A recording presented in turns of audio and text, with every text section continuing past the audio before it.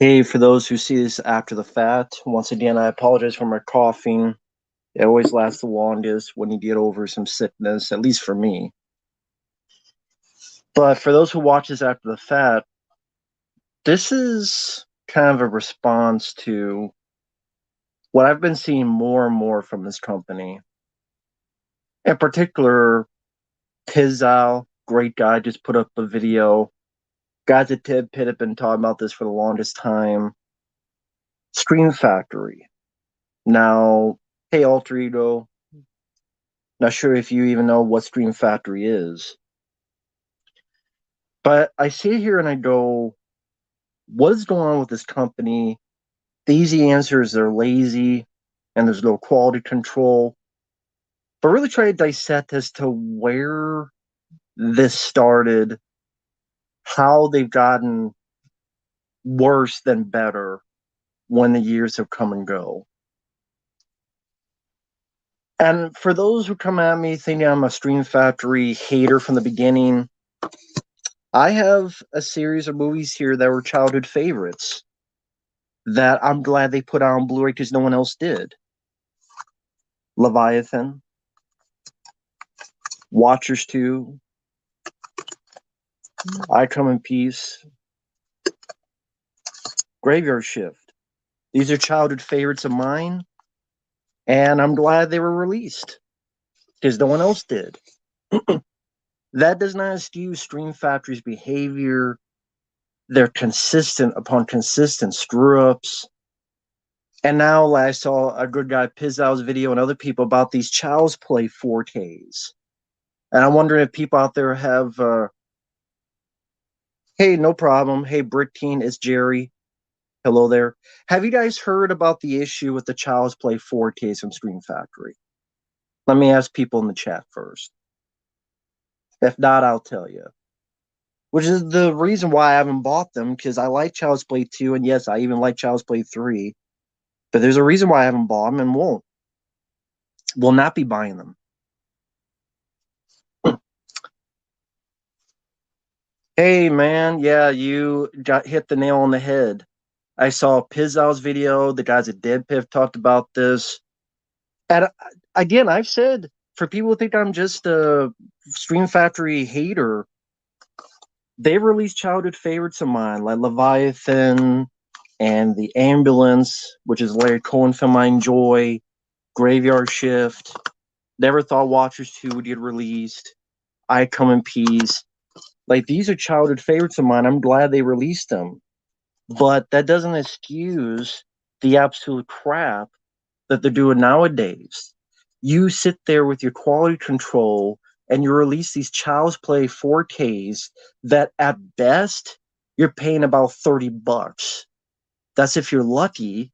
So if you buy two of them, you're paying with shipping $60, and you get a case with a bunch of grease on it that feels like you went to KFC. You went to KFC, got a big bucket of grease.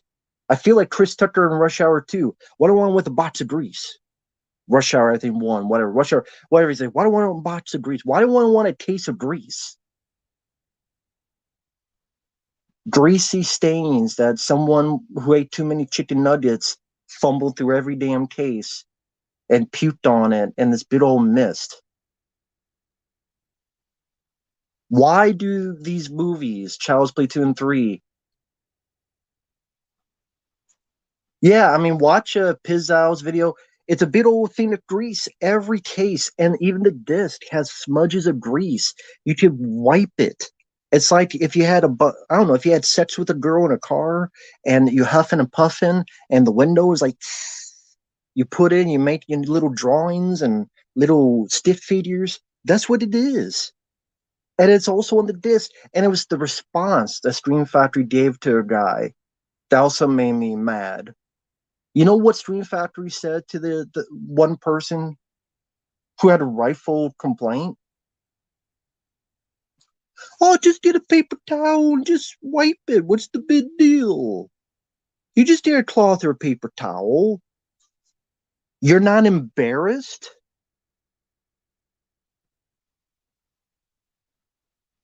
You're not embarrassed You're not ashamed. You're not thinking, oh my God, we screwed up. We need to do better. That's not your mind frame. That's not where your mindset's at. When you have all of these companies that are now catching up to you and doing better, whether it be Venator syndrome, whether it be MVD, whether it be Tino Lorber, whether it be Arrow Video. Well, recently with the Child's Play 4Ks, if you buy it, you open it up and it's the insides are greasy. It's greasy, it's smudging. Like you can literally like imagine this is a case, right? Let me get this one. You open it up, you can literally do drawings with how much grease is in the inside. And there's grease on here too, so when you get the disc, the whole disc are smudged with grease. And then when someone complained, rightfully, because it happened with a lot of people, oh, just wipe it with a paper towel. What's the big deal? Exactly. It's ridiculous. And again, I'm going to repeat 10 times for people that just hate Stream Factory. They released some of my childhood favorites. And I'm glad for that because no one else did. But it's like an actor. Hey, you know what? You can be a great actor, but if you do BS, people won't call you out on your BS. That doesn't justify the ends doesn't justify the means, I think is the phrase I'm looking for. It's ridiculous. And I sit here, I wonder, yes, the easy answer is being lazy, but there's consistent problems with movies having issues with audio, issues with video.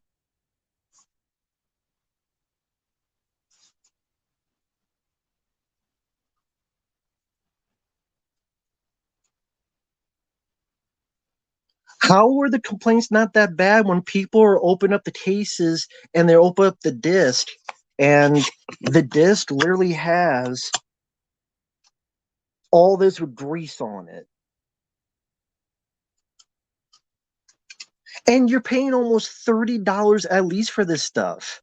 And you did maybe a better picture quality and lame ass interviews, because that's another thing. They don't even do interviews worth a crap anymore. They're like 5, 10 minutes long. They don't do actual editing of documentary. Like this is a Vinegar Syndrome release.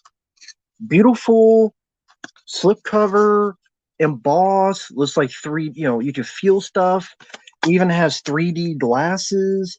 This actually was cheaper and it doesn't have a big thing of grease. And the features are actually worthwhile. The interviews are actually in depth. Exactly. And that's why I'm going to be honest. And it's ridiculous. I'm not getting to Child's Play 2 and 3. I like both those movies. I'm not being a big box of grease. I'm not going to buy a big box of grease. Sorry, I don't want the Ebola virus from Stream Factory. Yeah, Stream Factory, because it's just a big bottle of piss. That's what they should be called from now on. Stream Factory. Because all they're doing is just pissing your money away. Arrow Video, yeah, they are worthwhile. I don't want Stream Factory to do Nightmare on Elm Street. I want Arrow Video to do Nightmare on Elm Street. But the people higher ups don't look into this stuff.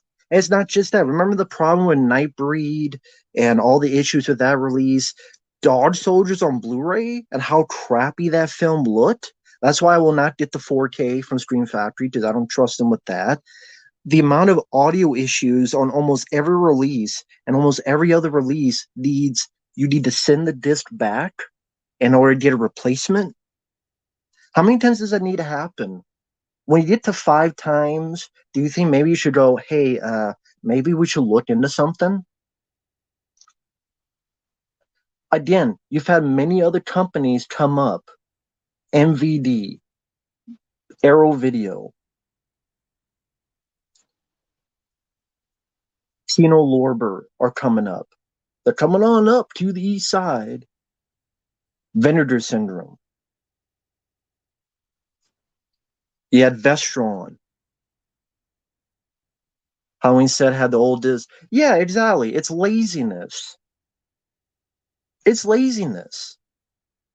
I remember the, sorry. I remember the Halloween 4 being out of sync. I also remember they didn't port over the damn commentary from the Halloween 4 DVD, which is like the best commentary in the whole lot. And with the Alan B. McElroy, the writer. So that's why I have the DVD right there. But again, you say that's a little thing. But yeah, I mean, every other set, yeah, the Friday 13 had issues too. I also, see, this is what Street Factory is doing. It's killing me. Hey, Broad Stipe. But like the Friday 13th set, not having Jason Goes to Hell uncut, even if you don't like the film, that's like one of the no brainers. They didn't do that. Audio issues, some discs were, out of sync. Once again, replacements. Just like Halloween set had to have replacements. Just like every other disc, these replacements. And again, I'm not going to get Child's Play 2 and 3 and get good old case of grease. Well, that is ridiculous. That is uncalled for. And the response of, well, just clean it, dude. Well, yeah, Child's Play 2 and 3, which I did not get, thankfully. Watch Pizza, watch a lot of people's videos. They did some stupid thing with the case. So now when people buy it, imagine stream Child's Play 1, 2, and 3 4K. You open up, and this is all grease. And all this is grease. And you take the disc down, it's a bunch of grease. And there's smudges of grease. This film condensation on their cases. And to people that go, it's not a big deal. I have bought 100 Blu-rays. I have never one time had a case greasy. Has anyone ever had a case of any Blu-ray 4K that have had grease and smudges on them? For all you guys who collect, you probably have collected over 100 of them. Have you seen that?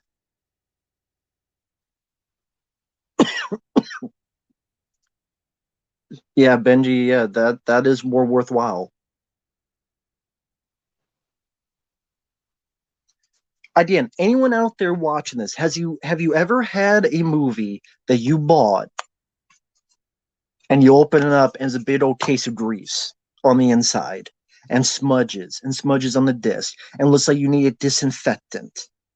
It looks like you went to Popeyes and it fell into the greaser. Or maybe one of those greasers from the 50 movies, they when they gelled their hair, they also mess with the disc. Yeah, if it's used, that's understandable. But brand new, right out of it, you open it up, that's ridiculous. And these are not cheap as well. It's not like you're paying 10, 15, $20. Like the Child's Play stuff, that's almost $30 at least. At least. That's if you're lucky. If you did Child's Play 2 and 3, that's $60 with shipping that you're paying for. I'm sorry, if you're paying over, $60 for two movies, I don't want extra grease. And again, people complain, and it was Stream Factory's reaction that got one of the reasons they got me so uptight about this is the reaction to it all, going, "Hey, just get some paper towels. What's the big deal? What's the big deal? If I'm paying $60 for two movies, and you give me a big old case of the Ebola virus." And it's not just one or two people this happened to, multiple upon multiple upon multiple people. Again, that's why I will not buy, as much as I like Child's Play 2 and 3, I will not buy them.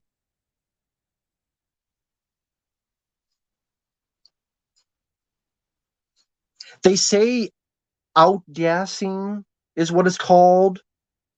And they say, well, it happens to a lot of Blu-ray cases. Again, I have bought over 100 of them, Blu-rays. I've never one goddamn time seen that. So it's them covering their ass in a bad way. They go, we don't really have an explanation, so we're going to pull this out of our sphincter. And I don't care because they don't send me free stuff. No one ever sends me free stuff. What's that called when you get free stuff to review? That never happens to me, so I don't care about being honest. I'll be honest. Actually, well, you know this Child's Play 2 and 3 4K Blu-rays, which cost like over at times over $30, or at least $30. If you get them and you open them up, it's a big old case of grease, and there's smudges on the disc and all that stuff. And their explanation outgas him.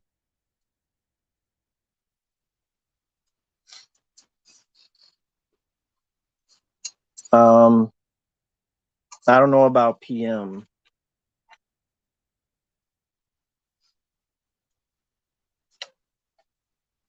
I'm on my Yahoo email. I don't see anything.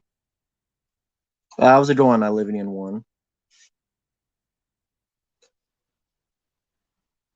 Yeah, it's like you with the Child's Play 2 and 3, you open it up and there's a big old thing of grease on it, which is absolutely great, ridiculous for it. Absolutely ridiculous.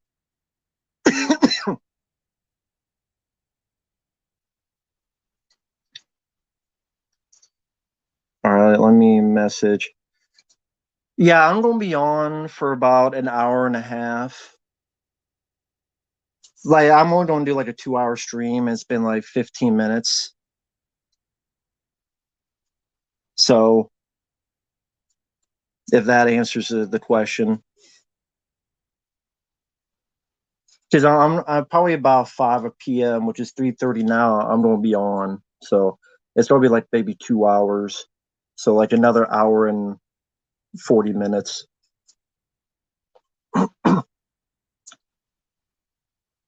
Or just do quality control. Why is that so against the fucking grain?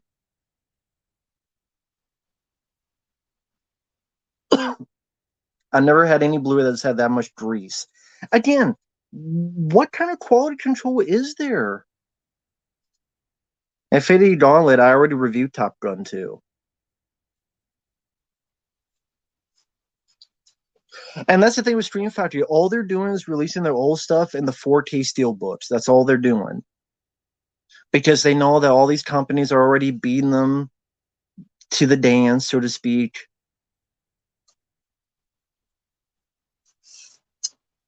And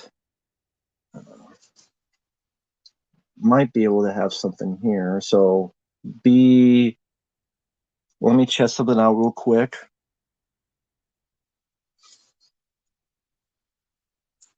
I did get a message from someone, and I'm doing a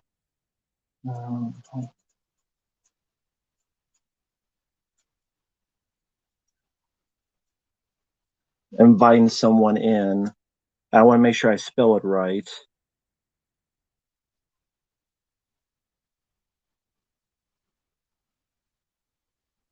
Okay.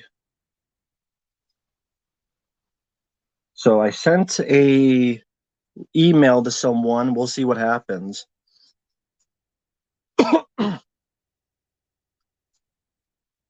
No, something about with whatever the case they use to put these 4Ks in.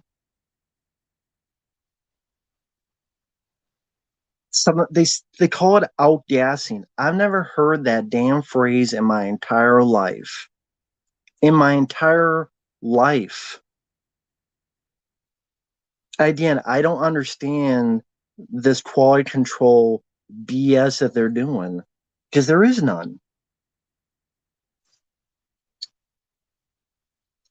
No, what should happen is a lot of people should get fired. Not just for this mistake, but for the past dozen mistakes. Again and again and again.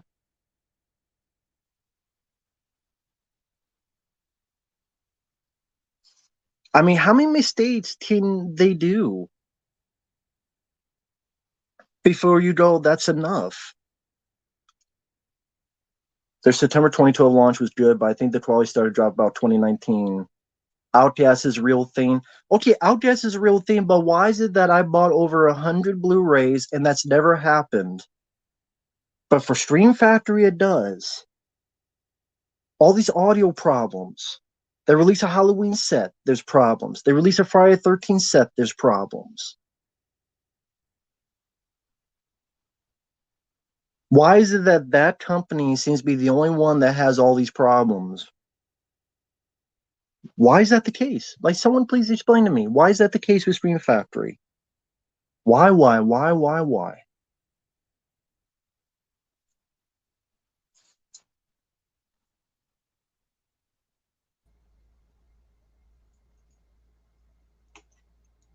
Hello?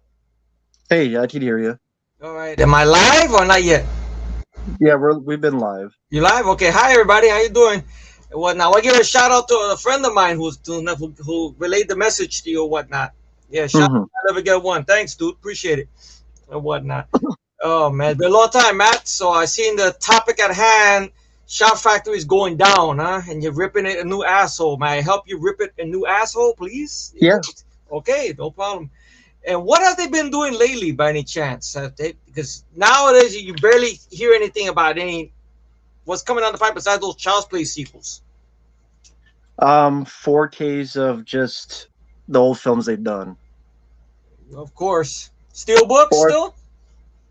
Some. Oh yeah. Oh, okay. Or if you want a big box of grease for Child's Play. Oh God. I don't know. If it's just fucking all the goddamn movies, no. Sorry, I'll stick to.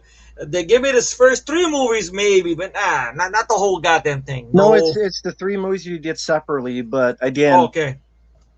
If you open up, there's going to be a lot of grease on the inside. Oh, they call it outgassing, but yeah, like when it's hot in the windshield and you do this, you draw on. Oh, no, like moisture. Yeah. So, all this is on the inside, and some disc that's on the disc. What's that? It's weird. It's called outgassing. Some strip. It's like looks like grease. I've seen people do videos on it. Oh my God! Grease. Are we even sure it's grease? It's not going. Someone just threw it in there. What the fuck? Oh no! You bought Blu-rays, right? Okay, yeah. Have you ever seen that before in a case where you open it up? No, not really. No. I mean, the only thing I've seen maybe once in a while is the inside part of the case that holds the disc sometimes that's broken or the disc is loose in the case and whatnot. That's about it. I haven't seen anything else or whatnot and such. Yeah. And they screw up so many times. Oh yeah, I haven't forgot what they did with that Friday the 13th box set with Jason Goes to Hell and the stupid thing with Jason X. Granted, it's minor with Jason X, but how do you miss that? Or that Jason's killing these 2 people with a sleeping bag as an ode to Part 7, and there's no sound. You don't hear nothing. It's just like I thought maybe my speaker went bad. I was like, what the fuck is this? Then I had you mentioned as well. And then Jason Goes to Hell, the unrated cut, the one gruesome scene, that's not in there. But what's funny about it, on the commentary with Adam Marcus and the guy Peter Bricky from Girls Like Memories, they're talking about the scene. Right? They're talking about the fucking scene. You okay, bro? How you feeling, by the way? Doing good, just the cough, but doing good other than that. All right, that's a bitch to get rid of the cough. All right, man, forget it. Oh man. Hi everybody, by the way. Sorry, just say hi to everybody. You say with Jason Goes to Hell. Yeah, that's the thing. They fucked it up. They fucked up big time. Then you had to fill out a paper. Thankfully, I had that thing. Yeah, that's when what's his name? Sean Clark and Michael Felcher were there. Once they split, everything went to shit. Pretty much. That's why. That's why you look at Kino Lorber and Arrow Video. Michael Felcher's with these motherfuckers now. He's with Arrow Video. Arrow Video with these people. And what is that on your hand? Phantom the Mall, in case people That's, oh who yeah, don't. so yeah, Phantom of the Mall, Eric's Revenge, pretty good slasher, not bad. I enjoy it. I want to visit it again. I haven't got to see this disc yet. That's what they sucks when they buy movies and like, yay, the movies, and then they stood out the side for a while. I still got this bag here. Check this out. I bought this a few years ago. It's still in the fucking bag from Best Buy. Yeah, still collecting dust, man. Still in the fucking bag. What's in the bag? If anyone's curious, I will show you. Of course, I have stuff here that one of my dearest friends, you, of course, sent me. Terminal Velocity. Of course, Alien Quadrilogy. Even though I pretty much deep sixed Alien 3 and Alien Resurrection out the window, but still, it's that.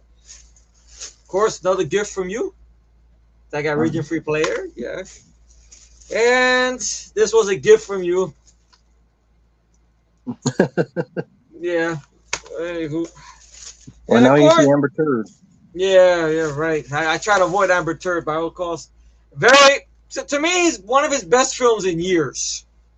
I would say even the best mechanic film, to be honest. I was never big on the Charles Bronson one.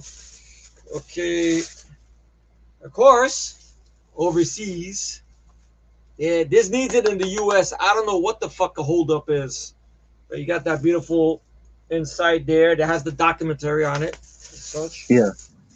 And of course, the very underrated 1998 Godzilla movie, Steelbook. Ow. Any grease in that? No, no grease, greaseless. And of course, this TV show here, which the cover has seen its better fucking days, obviously. But of course, I'm trying to fix it, even though it's not gonna work. But Airwolf, the first 3 seasons, the only ones worth to get, because the 4th season was a shitty season because no original cast, you know, a bunch of fucking cheapo, you know, effects, recycling footage from the last episode. You know, this is already.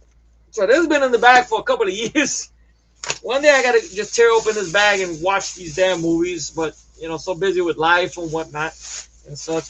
In a little bit, you might see my mouth full of food because dinner might be coming to me soon. So in case you will see me talk about like that. Yeah, and everything. But that's about it there and such. My little semi-old update. That's it. But what you were saying, I mean, this is terrible what's going on with Shop Factory. I'm surprised they're still around. Yeah, there's a lot of companies that have gotten better, or they've learned from past mistakes, or they've actually done, like the Vendor Syndrome has the Beastmaster set. If you like it, you look at that set, you look at how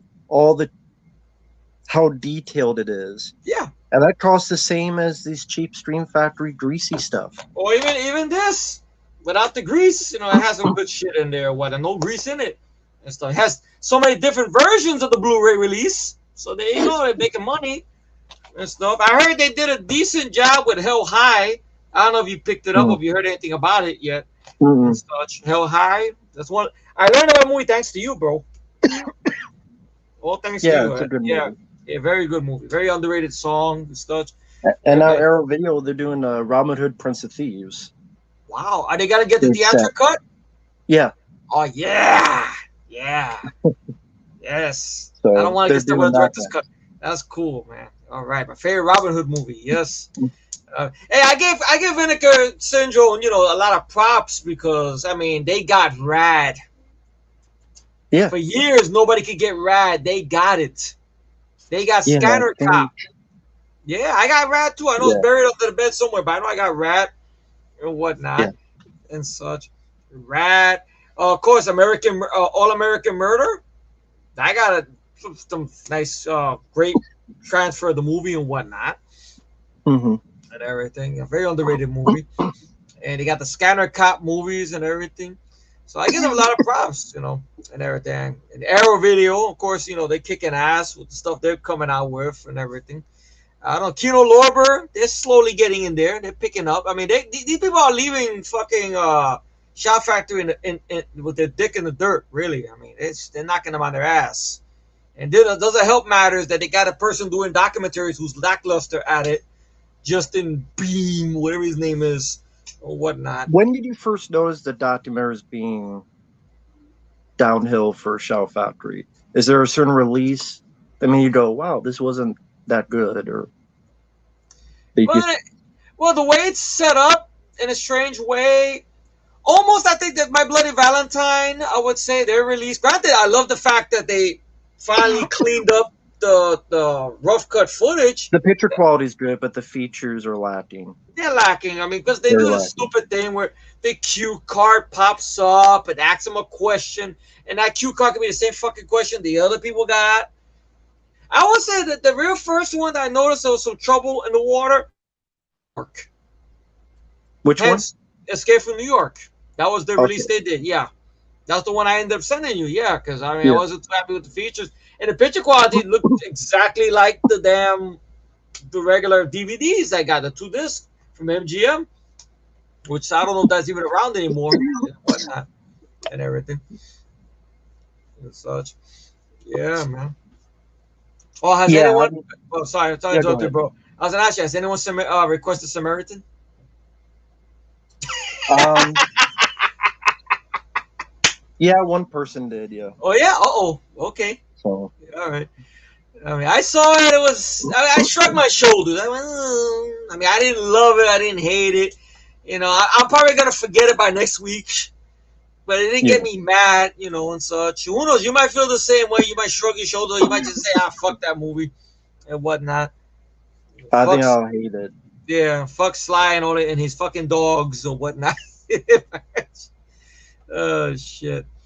And that reminds me, I don't mean to hijack the subject, but there's one topic I wanted to talk to you about. So I brought up Sly. What are your Okay. thoughts on this whole thing of him versus the Winklers? With the whole Rocky, thing going on. That he doesn't have the rights to Rocky, and Owen Winkler's the producer of the Rocky films. The other guy, Robert Cardoff, he passed away. His kids have control of that, and they're fucking Sly out of the deal. What are your thoughts about that? Just curiosity. I get where Sly's coming from, but at the same time, I'm like, let it go because, what more can you do with Rocky? Maybe he wants it for his kids and the money, but at the same time, I'm like, just let it go. I mean, there's a lot of people who have either sold the rights or they don't own it anymore, and they moved on. Yeah, even George Lucas with the whole thing, what happened with him, and whatever. But then again, he wasn't doing that good of a job when he had it anyway. So that was George Lucas. But Sly, I mean, he got a bum deal, whatnot, but you gotta let it go, like you said, you know.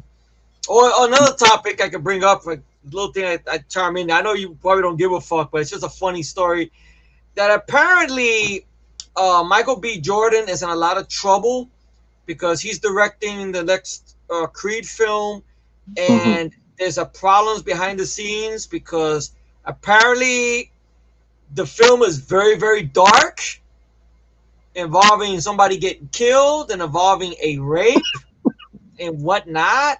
And Michael B. Jordan is trying to kiss up to Stallone to rescue the film through editing.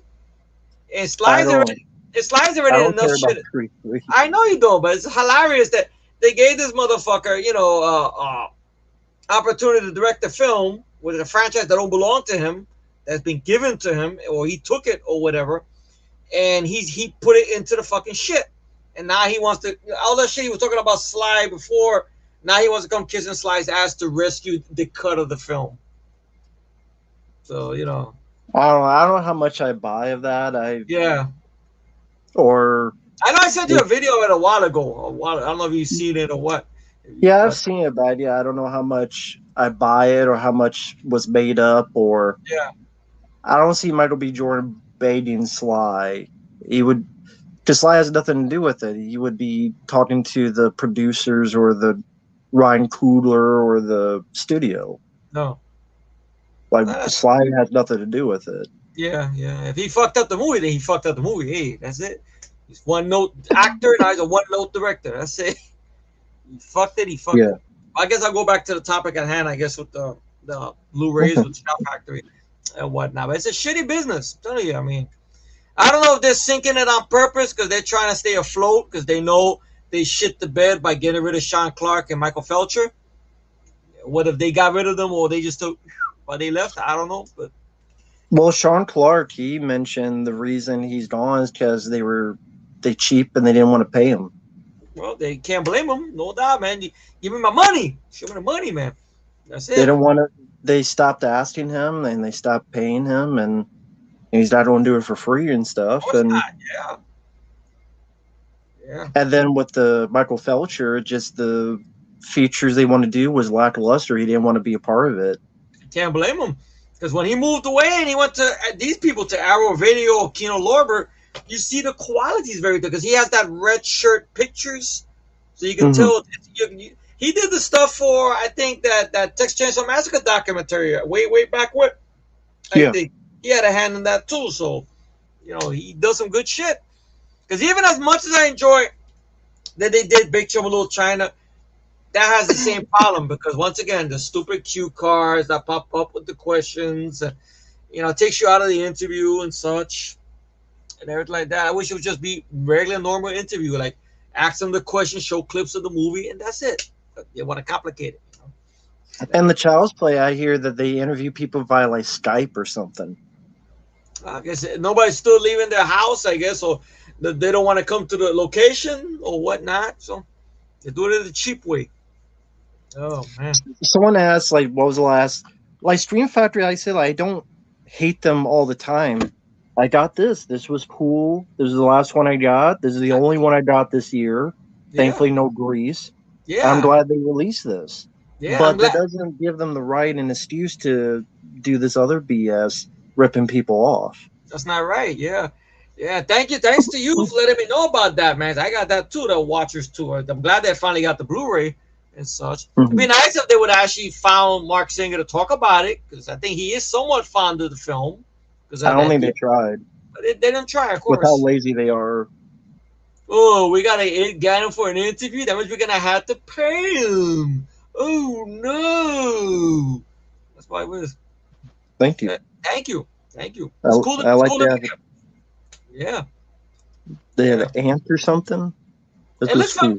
Yeah, it does look like a Day of the Ant, one of those 70s giant bug movies. Does it look like one of those posters? Yeah, man, cool. Hey, John, hope you're doing well. Hey, Johnny, how you doing, man? But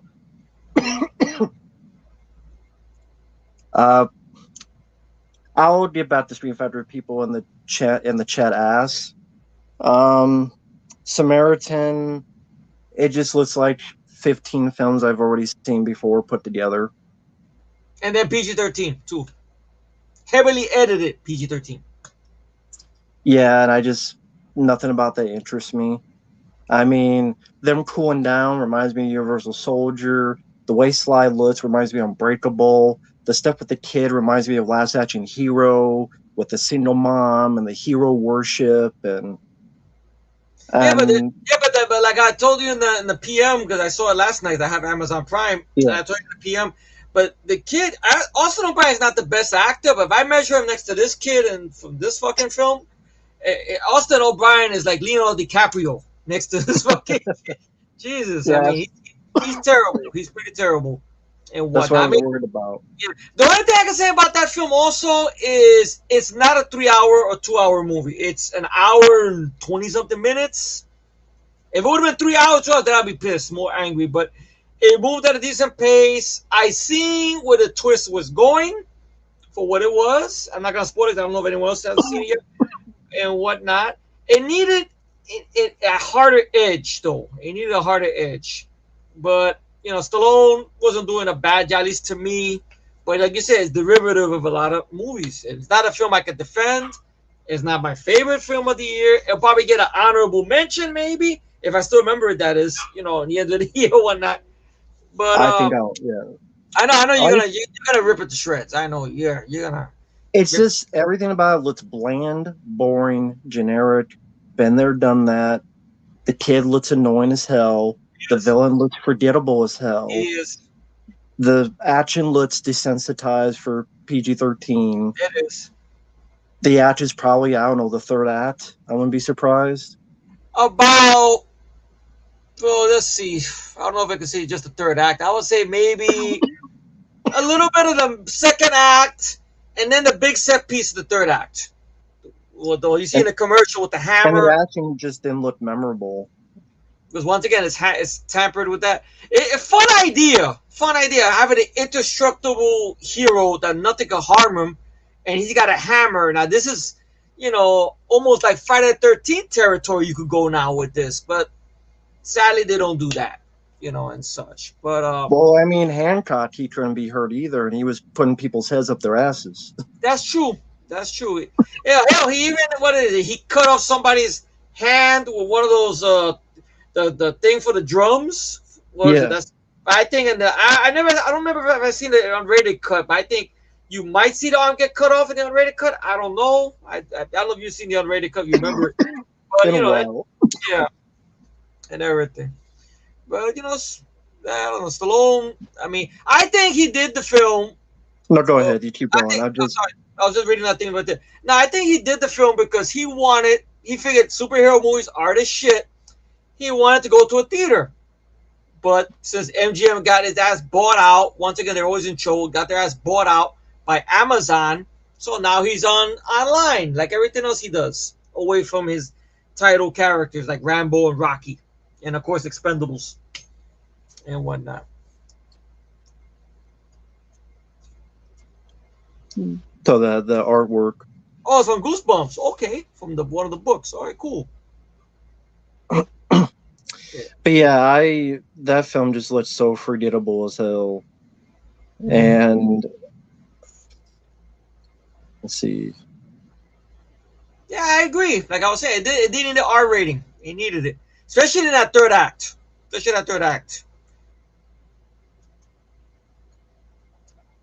Oh, it was meant to be an R. Well, there you go. You see? Once again, Sly he was one of the producers. I don't want to kill nobody. I mean, I want to be a superhero when I go to the theaters. If I kill anyone, to be gore, it'll go right to online. It still went online, Sly. Yeah, I agree. I bet you that was the case. It must have been more violent in the script, but Sly wanted this to go to the theater, and sadly it didn't. I haven't seen the movie. I wouldn't be surprised if it like Judge Dredd more. It's just disappointing. Well, sadly, I'm not. The only Dredd I love is this. Is this film? This is the only Dredd I love. That one. I wish that one was like this one. I wish that 1995 film was like this. That's what I wish. I agree. I just think I would not be surprised if I liked that over Samaritan, because it looks like at least it has a bigger budget and it's R-rated, so you got Judge that going for it. It has a better villain. Yeah. Granted, the climax could have been miles better though. Yeah. Instead of just getting blinded by a flare and then just go Sounds like this movie's climax could have been better too. If it was That's true. That's true. I don't know. Just that the Sly didn't annoy me. Right. Oh, he's kissing ass now. He's kissing ass. I wouldn't. If I was Warner Bros., I'll say, you know what? Go get your ass to the funny farm. Get the fuck out of here. Yeah, fuck out of here. Stick your I'm sorry in your culo. Fuck that. So they caught Ezra Miller finally, I guess, or he turned himself in or some shit, huh? Yeah. Fuck that guy, man. Fuck that puto. Fucking guy. They need to just reshoot whatever that shit is, recast somebody else, or like you said, they got to pimp out Michael Keaton more. That's probably how they're going to get the money back, more or less. Or probably film more shit. There you go. Hashtag cancel the Flash. I agree. Yeah. Or hashtag this. Put this. Hashtag Ezra Miller stick his head up his ass. Hashtag that. There you go. Hancock style. Hancock style. With that Fred Sanford music playing in the background. But damn it. I still don't know why they had to put that music there. I still crack up. Out of all the music they put the Sanford a certain theme. Oh my god. So funny. Oh man. So I'll ask in case people ask, have you seen She-Hulk? No. I seen your rant though. I mean, oh my god. I've had enough with the MC woke. I'm tired of Marvel woke. I'm tired of Kevin Feige lost his balls or whatever, or he never had balls. I am thankful. As a matter of fact, as I talk to you right now, they were just giving Edward Norton's Incredible Hulk movie. Mm-hmm.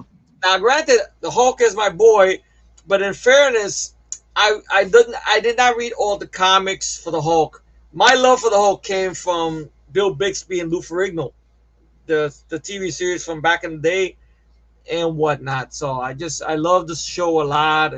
It still holds up to me. It'd probably be in my top 5 favorite TV shows from my past.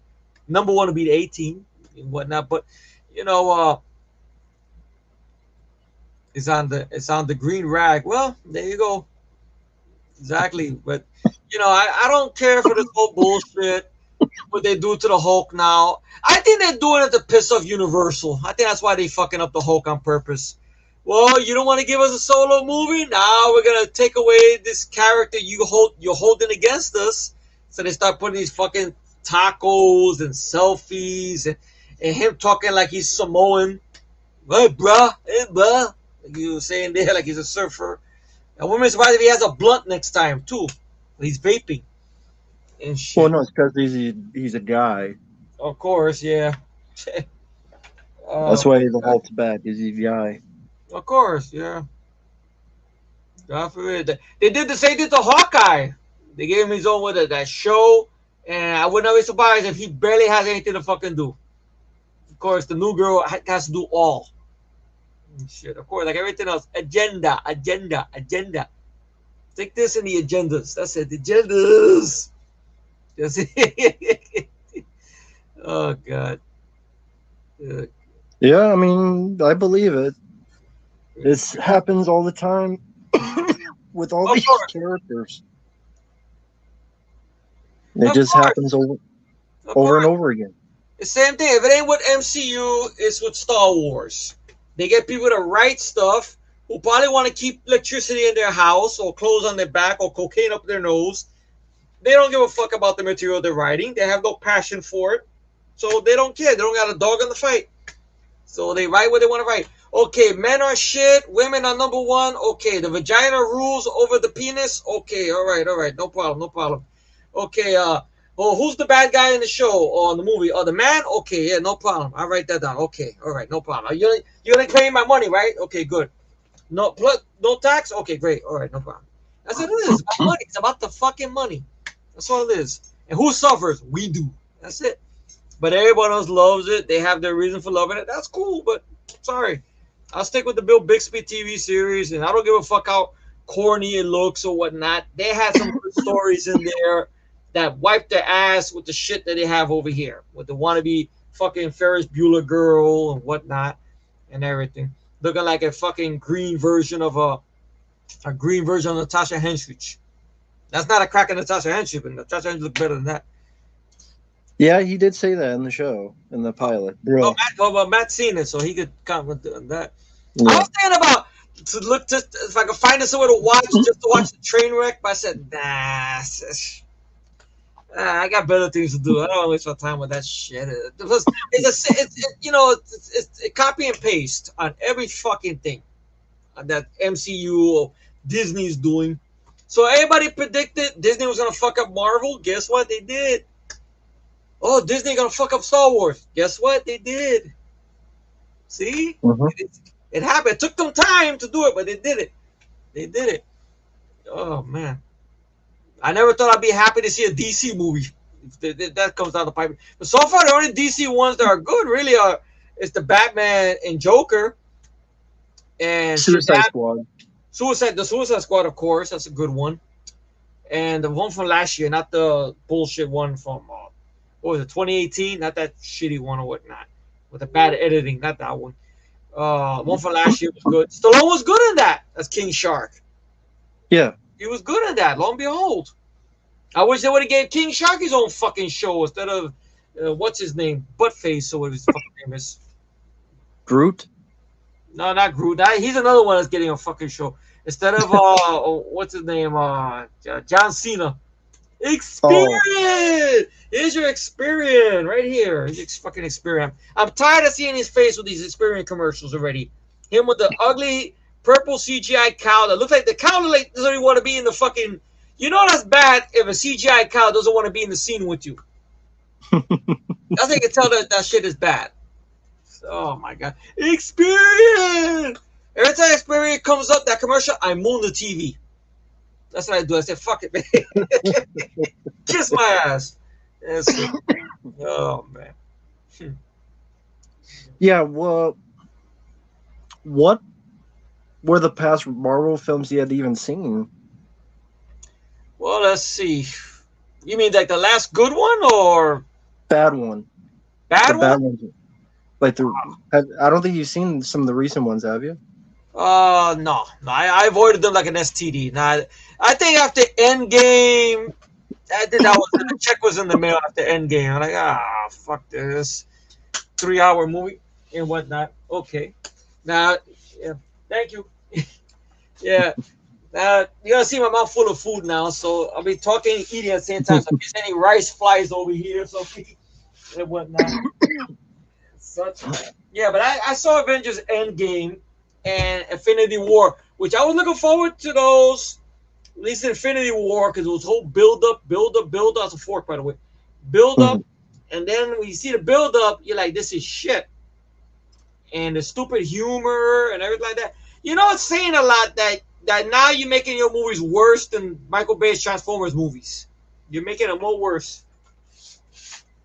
Huh? Yeah, I mean, to be perfectly honest, just bad writing, terrible characterizations, overloaded CGI, Yeah, exactly. That's what I'm saying, man. Crazy. and just the same problems and generic shit. I mean, they all have like the same type of ending, the same type of story, the same type of plots. Humor, Characters suck, or they turn them to suck. humor, and then they force agenda bullshit in there. That's what it is. But I think the agenda shit started thanks to Brie Larson and the fucking Captain Marvel movies. I think that's what started it. Then they ran away with it, pretty much. Yeah, I mean they've been doing it with the Eternals. They did it with the new Doctor Strange film. They did it with the She-Hulk now. Yeah. That's about they haven't done it to Spidey yet, which I'm sure they probably will do eventually. And She-Hulk was an annoying bitch, Of completely course. annoying, obnoxious bitch. Well, of course, but that's the way we need. We need that type of character now. The way the world is. I mean, that's how the whining. That's how they. I bet you the excuse they will give. But we need that type of female character now. We can't have nobody likable. Everything's got to be stated, overstated, and whatnot. Remember, the vagina is number one. And that's the thing, right? Well, did you ever grow up with She-Hulk? Since you like Hulk a lot. Not really. Hmm. I mean, I've heard of the origin, the whole thing with what do you call how she had the blood transfusion, which that would have been a great storyline to do. But of course, they don't want to do that because God forbid. Oh no, we can't take that from the comics. No. We gotta make it some stupid shit. You can't have the guy save the girl. No. That's the cardinal rule. It's against the law. Yeah, and plus they want to reboot Superman for the billionth time or whatnot. And I bet you that'll be the whole thing. They'll put agenda shit in there too. Superman saving people? Nah. Lois Lane will be lecturing him about this, and that, and such. But, God Let me forbid. answer. Yeah, go ahead. You keep going. I'm gonna answer this in a bit, but you finish your thought. Yeah, I mean, it's all bullshit, the whole agenda shit and whatnot. I mean, at one point they were gonna have a She-Hulk movie back in the late '90s with Brigitte Nielsen. Those photos, but of course, New World went out of business, so we never got to see it. And no, they're not going to learn because they never learn. I mean, how many times have things been screwed up and they don't learn anything? I mean, after Disney Star Wars, if they didn't learn anything from that, they're not going to learn anything for a long while because they don't want to admit that they're wrong. Yeah. They say that you're wrong, you're sexist, you're homophobic. You're racist. You're an incel, attention fan. Or they'll say something about, oh, but we need, like I was saying before, we need a character like that. The world needs this type of characters. We need everything explained to us. We need stuffy women characters because there's a stuffy women world. That's how it is. I mean, granted, they'll call us this and that. I love women. I love the pussy. I love the vagina. I understand, okay, equal rights, equal time. But if that's the case, I want to see a woman play a vicious villain. Cold-blooded villain. Just like this movie. Eh? Like this movie over here. Cold-blooded villain. That's it. None of this bullshit about, oh, but she's not really a villain because this, and that. Mm-hmm. Oh, it's really the man that did this. It's all this bullshit and everything like that. I mean, I would love for them to have a string of bombs, but they'll keep on making excuses. No, it's the time period. No, it's because of the release. And everything. No bullshit. Yeah, exactly. And a lot of us love women. Doesn't mean you need to have ridiculous writing and idiotic tendencies and stupid humor and jokes, and if they try to have a serious plot, then they don't take it seriously. Like even Thor Ragnarok, you think about. Yeah. Which that film I like less now than I did before, with how the Hulk started becoming a joke even then. Yeah. And it's a very serious Hulk. story. Yeah, it's a very serious story about Thor's home being destroyed, and it's all a joke. The whole movie's a joke. It's the Hulk jumping out and going face first plant because he didn't turn. Yeah. Because that's the joke. And it's just ridiculous. It's just this whole ridiculous notion that they've gone on this trajectory, and people don't say anything about it. They just eat it up. Mm-hmm. It's all bullshit, man. They go by the box office numbers because people want to see it. They see it. They want to support it. They support it. It's all bullshit. I mean, I seen the thing that the guy said that the Resident Evil Netflix show got canceled. Yeah. Well, what about that He-Man? What was it? The one that fucking Kevin Smith fucked up. There's gonna be another season. Yeah, they're gonna do another season. Mm-hmm. I mean, they did this other one to shut everybody up. Oh, look, this is like the classic He-Man. You see this? You guys can take this one. We'll take this one. Nah, damage is already done. That's it. Yeah, they all suck. Mm-hmm. That's why I stick with the classics. Fuck it. And then X-Men, the comic stuff, they changed the name to just the Mutants because you can't say X-Men. I don't know why. Because men is in women and men. Yeah. MEN. But now they changed it to the Mutants. I'm telling you, man.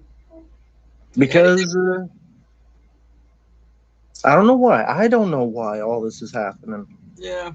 Then they'll then they'll say, "Oh, that we're old fashioned and whatnot."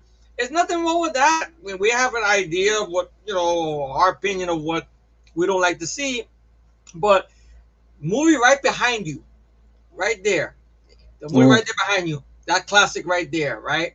I love that film to death as much as you do, right? That's a female lead, right? That wasn't nothing in that movie is overstated with that character.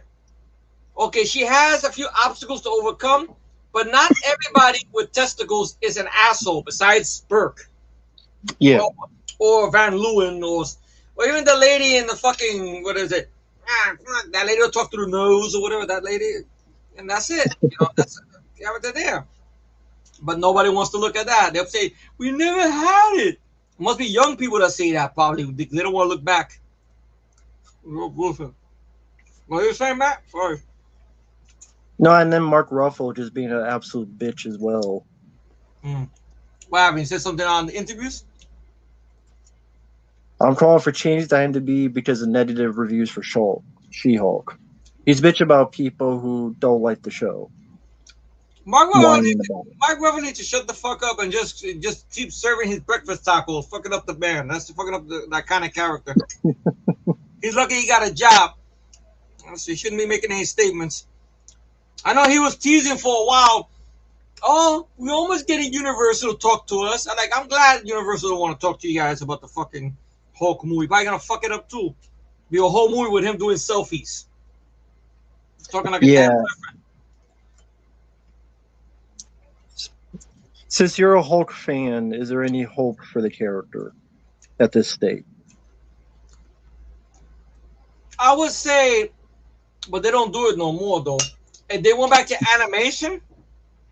Mm-hmm. Remember before Disney took over, Marvel actually did animated stuff. You Yeah, know, Hulk versus. yeah, like this. Yeah. Or especially like this. If they Mm-hmm. went back to this, then maybe I have hope. But they don't do this no more because God forbid it's violent. That's why DC's kicking their ass when it comes to the animation stuff and whatnot and everything. But I don't think there's much hope, sadly, especially with the idiots and whatnot. So what's the changes Mark Ruffalo wants to IMDb? Oh, anybody who talks bad about the film is gonna get fined $5,000 or some stupid shit. I blow it out his ass. Let me find some info on it. Yeah. And by the way, if anyone's curious, what I'm eating is grilled salmon with white rice, fish and rice. So I'm taking Cobra's advice. You know, when he was telling Rennie Santoni's character in Cobra, eat fish, rice, too much sugar, you know, and whatnot. He thinks racists and sexists don't like She-Hulk. Oh my god! I'm gonna spit out my fish. Yeah, schmuck. Because I don't like the shit, or what you're doing to the Hulk, you taking his balls and testicles away. I'm this and that. Oh fuck him. And then to get to, let me get the quote.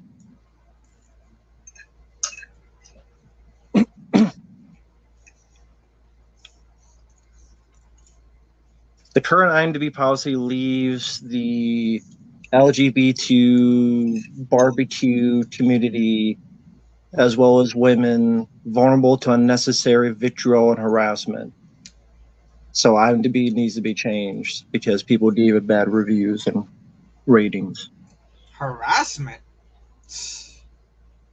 Because if you give it a 1 star, that's harassment. Or if you say the show sucks, that's harassment. Oh my Because they're incel bitch. god. Mark Ruffalo is a bitch in Heat. Yeah. And he needs a dick in his ass, maybe. Maybe he'd calm down then with the fucking cum enema. Yeah, probably. I'll give him one of those breakfast tacos he's always passing out to everybody else. Yeah, that's true. He did get owned by Thanos. And He never got- got to... He got owned and bitched. He got punked by Thanos. Literally. To a point he didn't even come out to fight. That broke my heart. Come out! No! I said, what? That Hulk said no to come out? I cursed out the screen. You mother... Fuck them. Fuck the hell. Fuck that shit. Don't choke. Don't choke. Yeah, I try not to. Is that worth it? Is that worth it? Yeah, man. I'm trying not to spit out my food either. I mean, the rice with my monitor. But yeah, everybody's a bitch. I could see why Robert Downey Jr. left. Maybe he saw the writing on the wall. Well, at least he left with some money in his pocket. At Yeah. least. God. That's right. Maybe he somehow saw the writing on the wall and said, just kill me off. Yeah, pretty much. And Chris Evans, I mean, he got his check. He's done with Captain America pretty much and whatnot. Edward Norton, I think everybody should show more respect to him now because all this stuff people talking about, oh, you know, we're good. Maybe Edward Norton, he foreseen what was going to happen. That's what happened. He saw it he saw the writing on the goddamn wall. He saw it ahead of time. I'm going to be serving breakfast tacos In selfies, fuck that.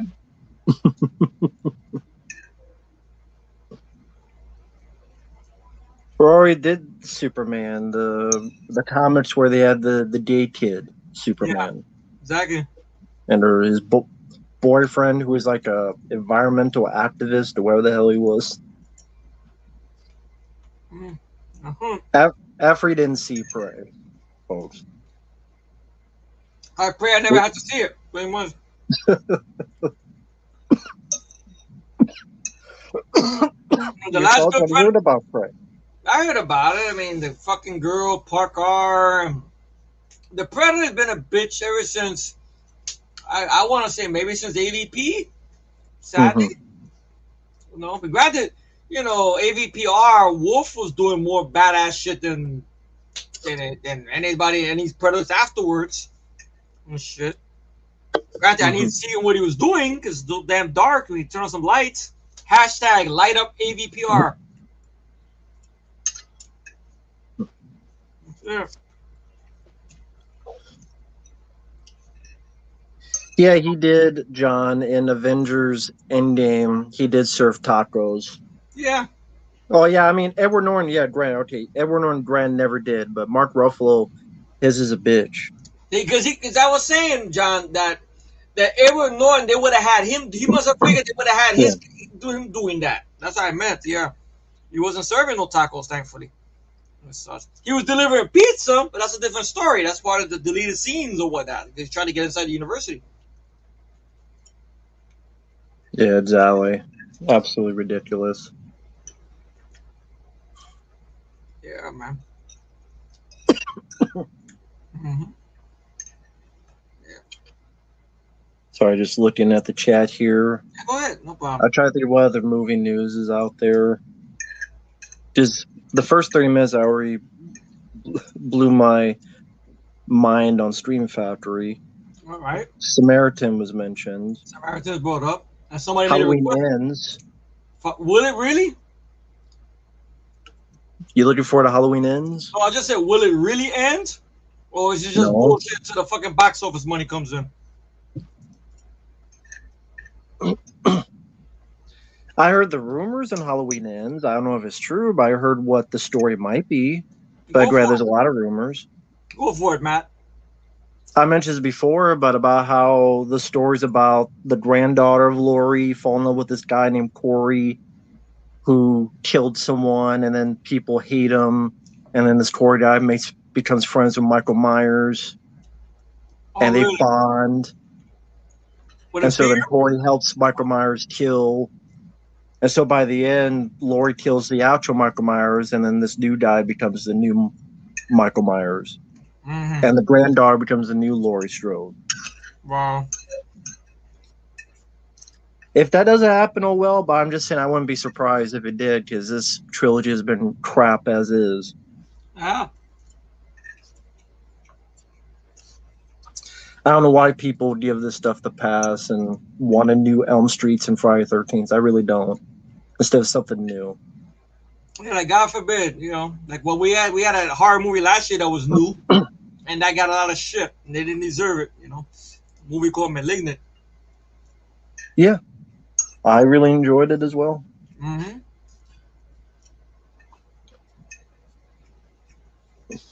People got pissed at James Wan for not doing the fucking the Conjuring sequel or some shit. Mm-hmm. Because he did that movie. I'm like, good on him. Good that he stood away from that shit. Now, granted, I have never seen any of the Conjuring films. Excuse me, I got rice coming out of my face. But who knows? They could be good movies. I never seen them, so I don't know. But the man wants to stretch out. He wants to pay homage to the movies that he grew up with. That's what *Malignant* was all about. I have the deep Blu-ray that talks about, from his own words, he mentions that he wants to do a weird, what the fuck, 80s type of horror movie. Now I know people make the thing about, but the CGI. But the way that I seen the behind the scenes of it, they needed the CGI for some of the stuff, at least for that. That I don't want to give away the twist, but that whole thing, Mm-hmm. with the police station massacre. But there's some good practical in there as well, and some nice direction and things of that nature. And it was an interesting idea, and it felt like something different. Yeah, don't be low. Yeah. Yeah. But I know I'll, everybody wanted a fucking ghost story like for the billionth time. I'll answer this question. Yeah, sorry, go ahead. It's a ghost, it's a ghost. Stick the ghost up your ass. No more ghost. But Let down me ask. everybody dies. Oh shit. I'll answer this question real quick. Yeah, I've heard the YouTuber. He does some good videos. He did a good job crapping on the Predator 2018. Oh yeah? So I didn't see that video, but yeah, he could be a good YouTuber. So yeah, he does Wow. some good stuff. He did a good job on The Last Jedi as well. Mm. Just knocking that down a page or two. Oh, you gotta send me the videos to that. Sound like a movie. I'll send you the Predator one sometime. Oh man. It's a good job on it. Mm-hmm. What was this?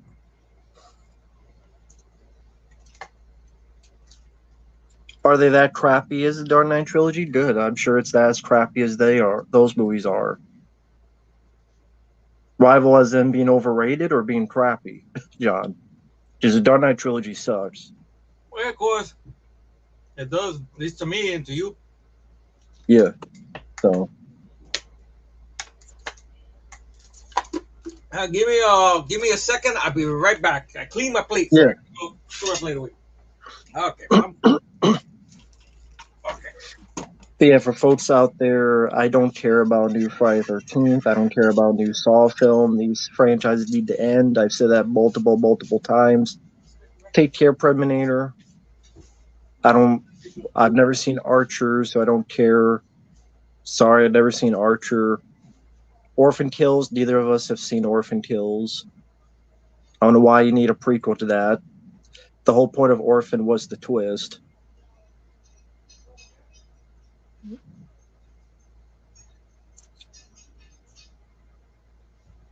Dark Knight Trilogy is not a masterpiece. Sorry, Dave, the young man. It's not a masterpiece. Nothing about that trilogy is a masterpiece.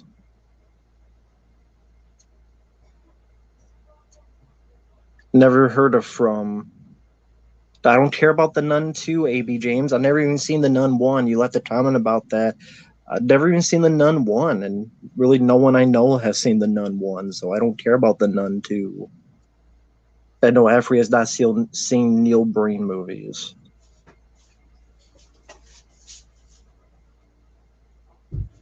So just answering some quick questions there.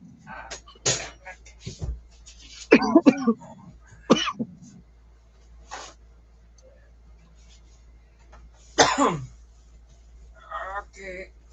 Sorry, just looking through other questions.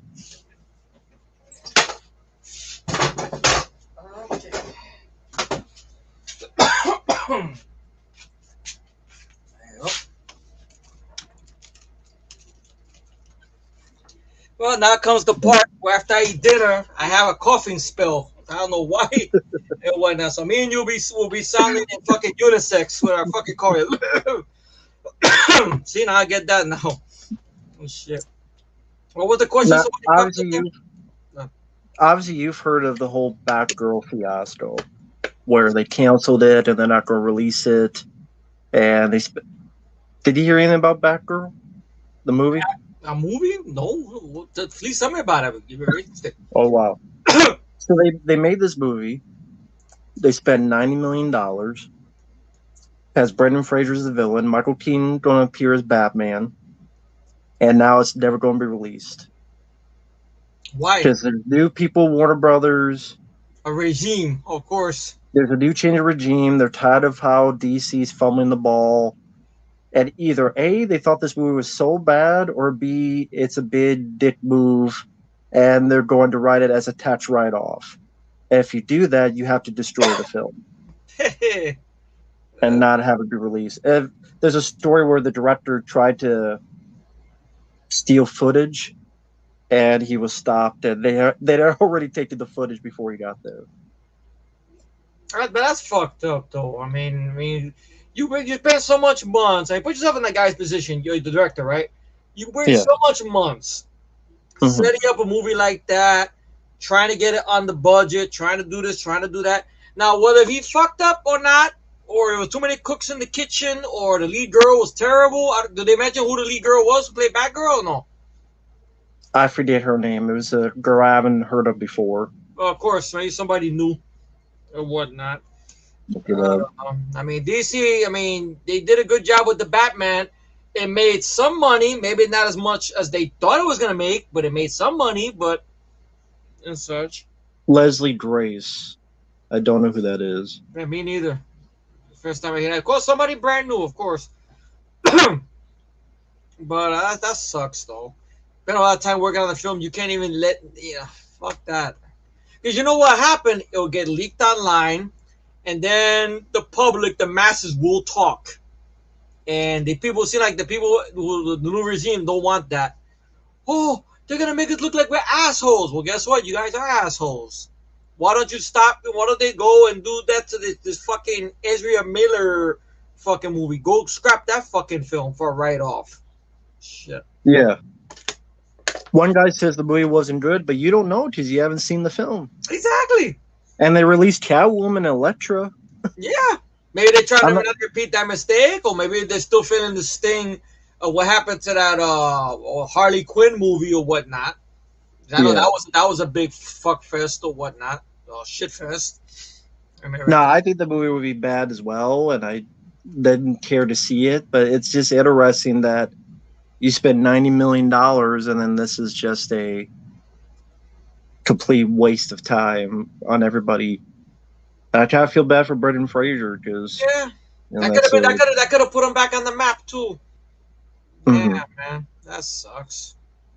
Who is he gonna play? Was he gonna play any famous comic book villain, or just some new villain they pulled out of their ass?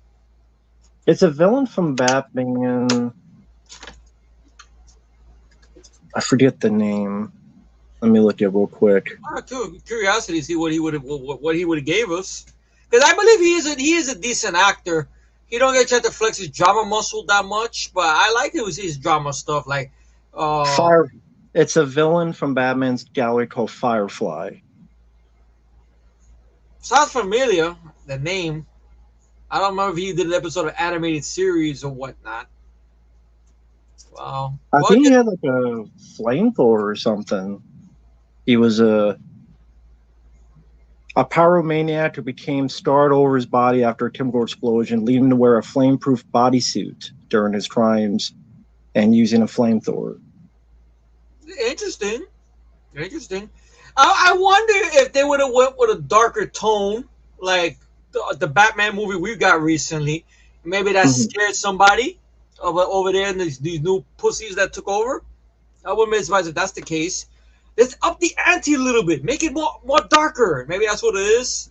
They got scared because we had a serial killer Riddler.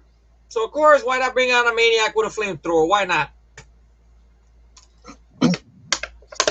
It says here the decision to cancel the film was motivated because Warner Brothers and the Discovery Channel had merged.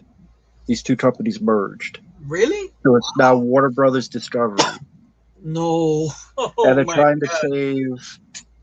save $3 billion. And if the film is not shown, Warner Bros. Discovery can take a tax right down. That means they get the money back. But why for that film? They probably spent more than that on that fucking Ezra Miller shitstorm. Well, that's why, because Ezra Miller, like, they spent so much, and that would be such a blunder egg on their face.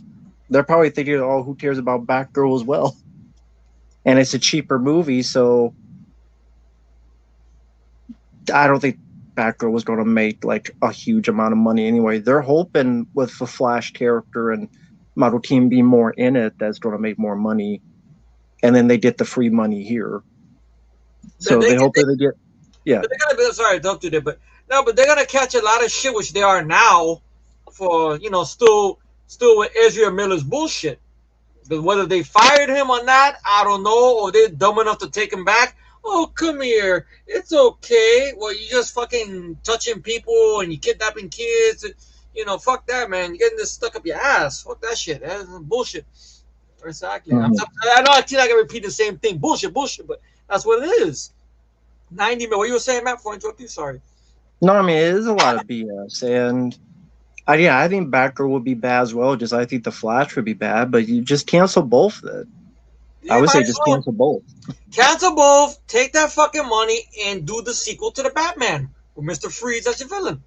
That's it. And go the extra mile. Fuck it. Make it R rated. Fuck it. Go all the way. That's it. Sequels want to they want to outdo their first film. Go that way. That's it. Fuck it.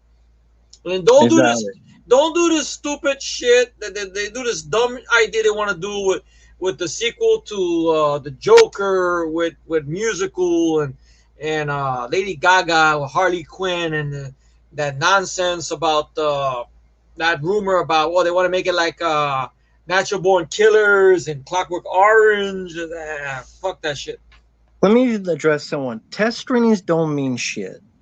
That's People true. go there, they get paid, they get all this handbags, and they get, hey, if you say something nice about this, you'll come to more of these. And you can't be too mad about this. Like, you can be mad about Batgirl because no one cares, but no, you can't be mad about this because we need people to like this because Batgirl, we probably know we're going to cancel it, so you can be shit all you want, but we're going to release this film, so we need people to like it so that people actually see our movie. People need to see our film. It's like back in the day. Remember how they used to have those actors do that thing where they talk to the camera? And you remember they had Christian Slater do one for Ninja Turtles? Something like that? That they had one for Nightmare on Oh Elm Street. yeah, Remember that? That the guy goes, I seen Jason and the rest, but Freddy's the best. You had people doing shit like that and everything. They probably bring that back and shit. Wait a minute. Isn't that Colin Farrell talking about the movie? Oh shit, that is Colin Farrell. Wait a minute. Be somebody famous. Isn't that Brie Larson talking about this film? Wait a minute. Shit. Something like that. They might as well just bring that yeah. back. Fuck it. It's all bullshit. Test screenings It, and whatnot. it is all BS. That's it. And Scotty, you weren't here before. The reason I was complaining about Stream Factory is that the recent Child's Play 2 and 3 and the first one, if you buy it, you open it up, it's a whole big box of grease you're buying. Where you do pretty much have dinner like a Popeye's chicken KFC bit, and you can eat it up and right on your damn. Well, You have a big old meal. like I was saying before, I was being more graphic with it. I said, "Are we sure that's grease? That's not one of those." I was being a little more graphic about it, but hey, I don't know why the hell you gotta have grease in there. It made me think of Chris Tucker from Rush Hour. Remember when he goes to get the Yeah, Chinese food? What is this? What is this stuff, man? How you in a box of grease? Look, there's yeah. Chinese food. There's no soul food over here. What are you talking about? Punk bitch, no, you punk bitch, and everything, So it's a shop like this punk bitch. That's what it is. They are complete punk bitch. Punk bitch. Oh god, I know punk bitch. Yes, you are. So I'm looking at the movie news just to look into it. Sequel to Mortal Kombat with more Cole. Oh no. Oh yeah, did you see the trailer? There's a new animated movie coming out. Yeah, but I don't know who Kenji Me, is. me neither. I thought it was about Sub Zero. I thought it was about who the fuck is Kenji? Oh, like this. Who's that? Does So anyone yeah, know? I think he's a new character from what I understand. I read in the comments from Mortal Kombat 11. That's who that character's supposed to be. He's blind, and I don't know. I mean, granted, it'd probably be better than the fucking what's his name, Colin. Where the fuck this motherfucker's name is? Cole, not Cole. Colin. Yeah, Cole. Kulo. I say Kulo. C-U. Kulo. No, they're not ditching Cole. It says here they don't explore his family backstory through flashbacks in the sequel. Everybody Says right loved. here. Everybody loved Louis Tan, even though we didn't. They all love Louis Tan. Oh, he's the character we need now. Who did? Who loved him? The main people who gave it the box office and everything, who gave it the big box office, that made money, didn't it? Wasn't that a hit? I'm Yeah, like, it is. Yeah. probably them. That's what they're doing it for. They're not doing it for us. Obviously not.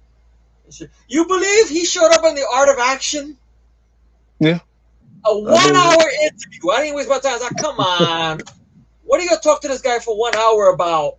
Did he do anything besides Mortal Kombat? Really? 1 hour? And meanwhile, he had Oliver Gruner there, Olivia Gruner, I should say, this past week for 50 something minutes. it. Hmm. Did you see that one, by the way, Matt? Yeah, it was good. That's good. Though I don't know about his backstory. Seems kind of, I don't know. Like he, Fishy. yeah, because I know something about he was in high school at 11 years old. So I don't know Yeah, I that. know. As such. Even Scott is like, yeah, yeah, oh, okay.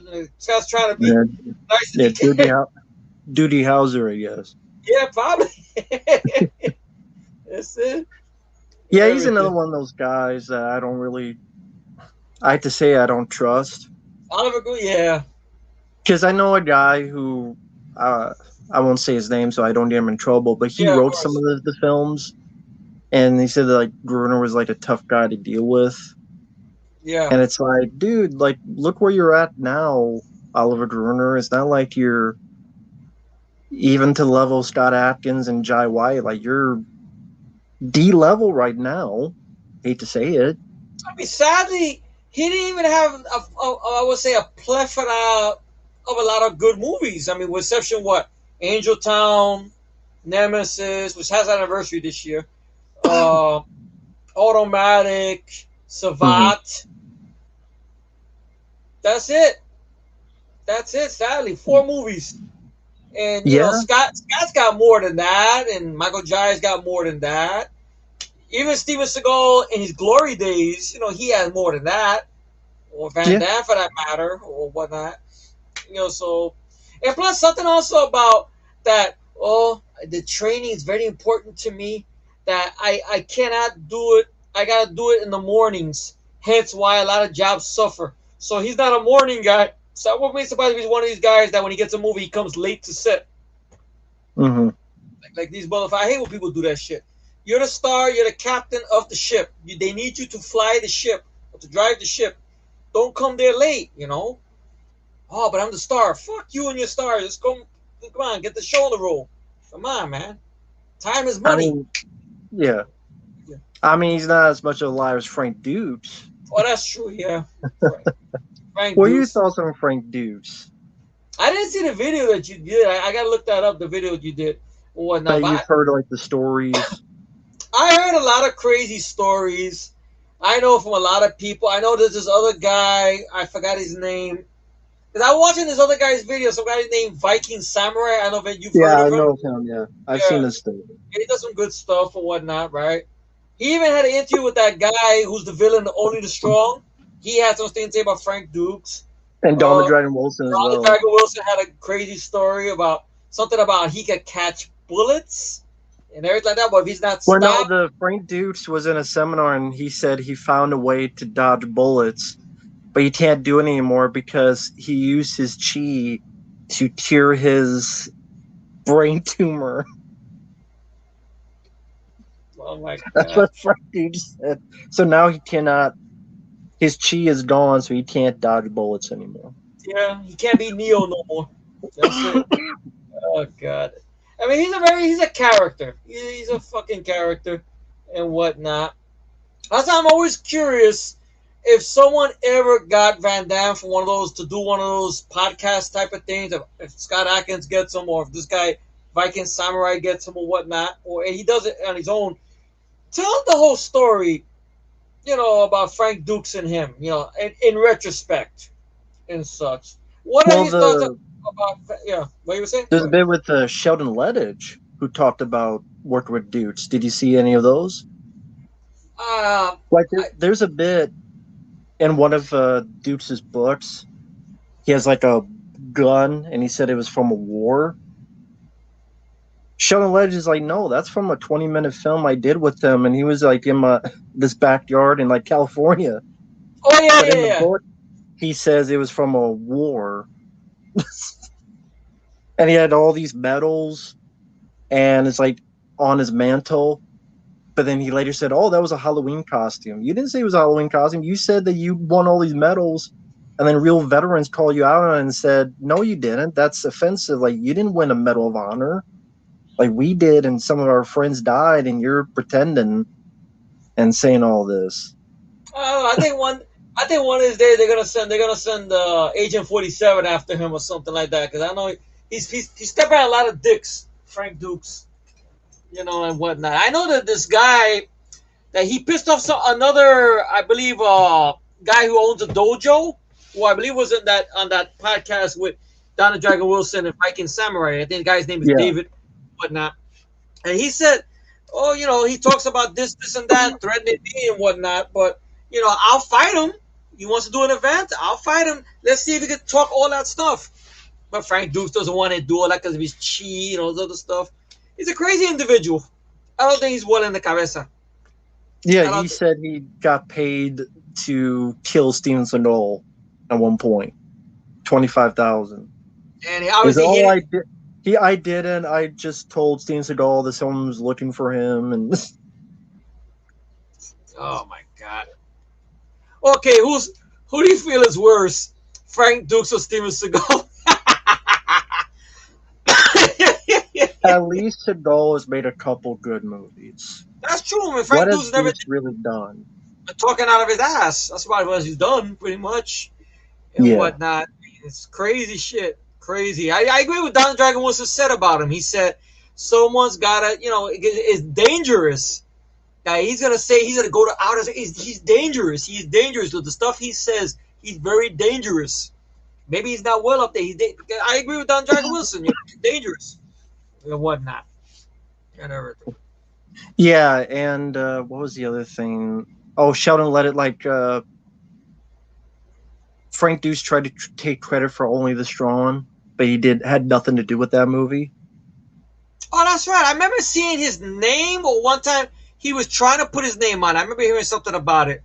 He on has IMDb, nothing to do with it. Yeah. And the Sheldon Ledge had to tell IMDb, no, he had nothing to do with it. He was on set, and he didn't do his job. He just disappeared. And so Sheldon Ledge, I had to fire him because he didn't want to do anything.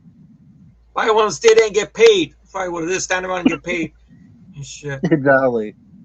It's like, you're not going to do anything, then you don't get credit. Exactly. And I forget the other guy. They have the other guy who was the actual coordinator. I forget his name, but there was a point where Frank Dukes like, "Oh, I did that," and the guy was in the same room. He's like, no, I did it. What are you talking about?" And then Frank Dukes ran away. I don't know. The man needs a Bellevue hospital. He needs something. He needs some kind of medication, some Ambient, or some kind of drugs or whatever. Or he did all those drugs and it fucked him up. I don't know.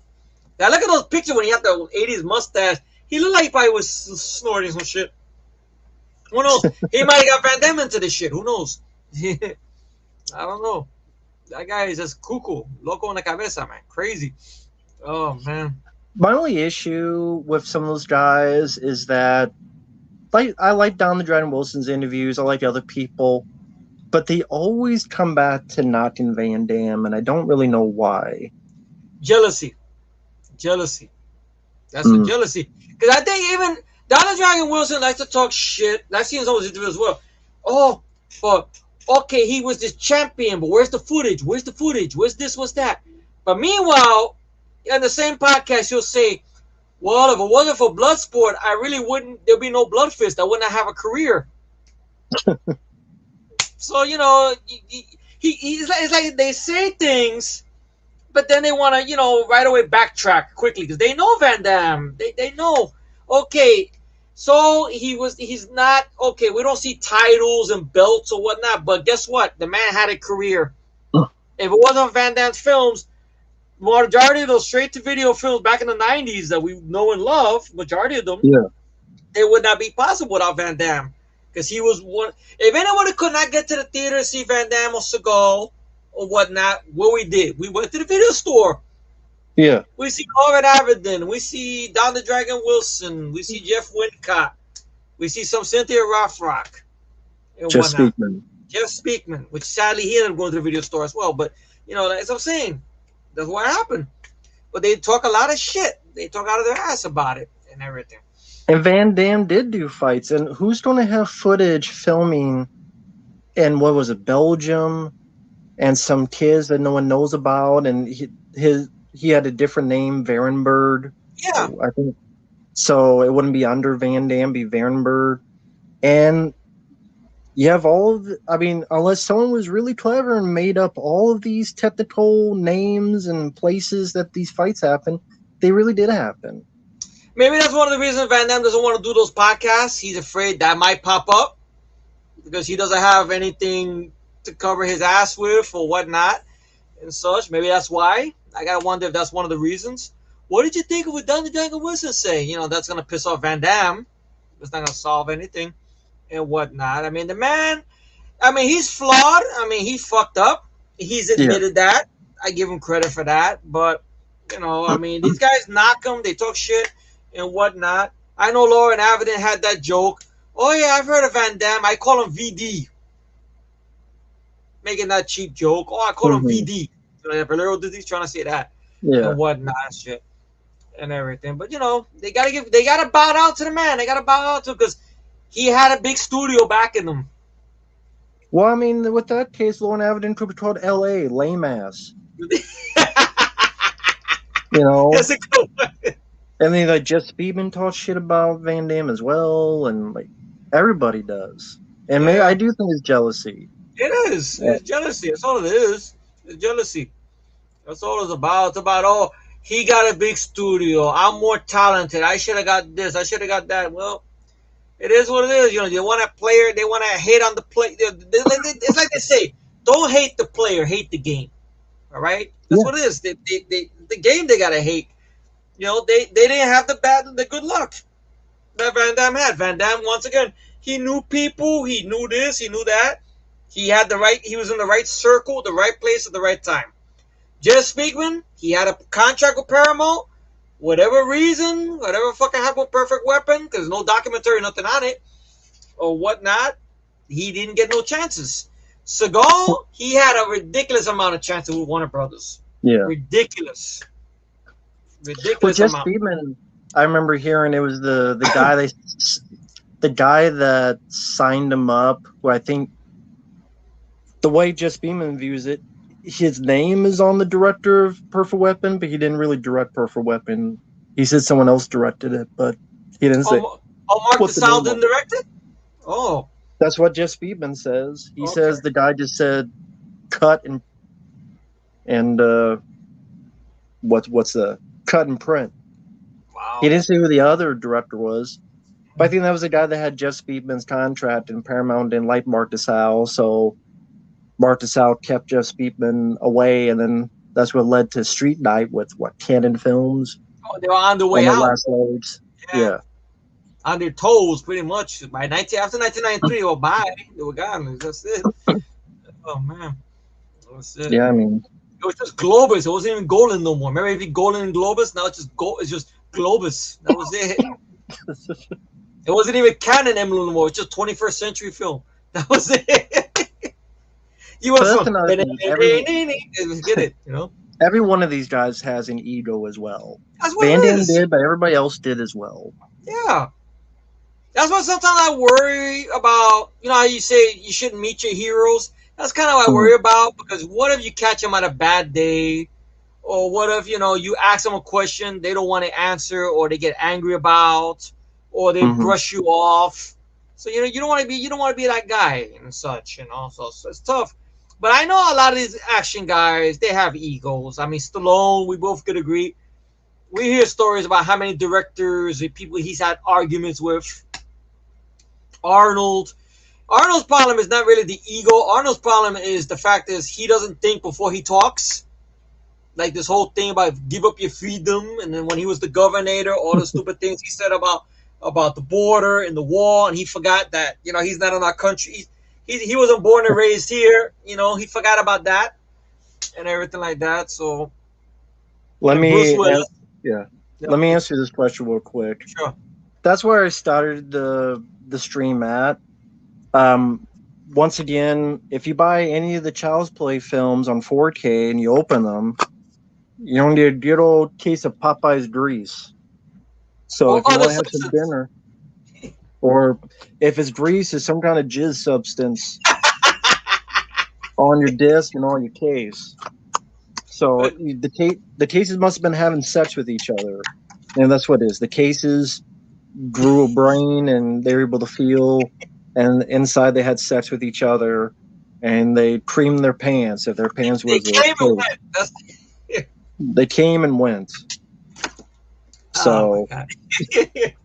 if you want to know what it looks like for your cases to have sex and cream their pants, you can buy Scream Factory's Child's Play disc and see what they look like. Oh shit. Oh my god.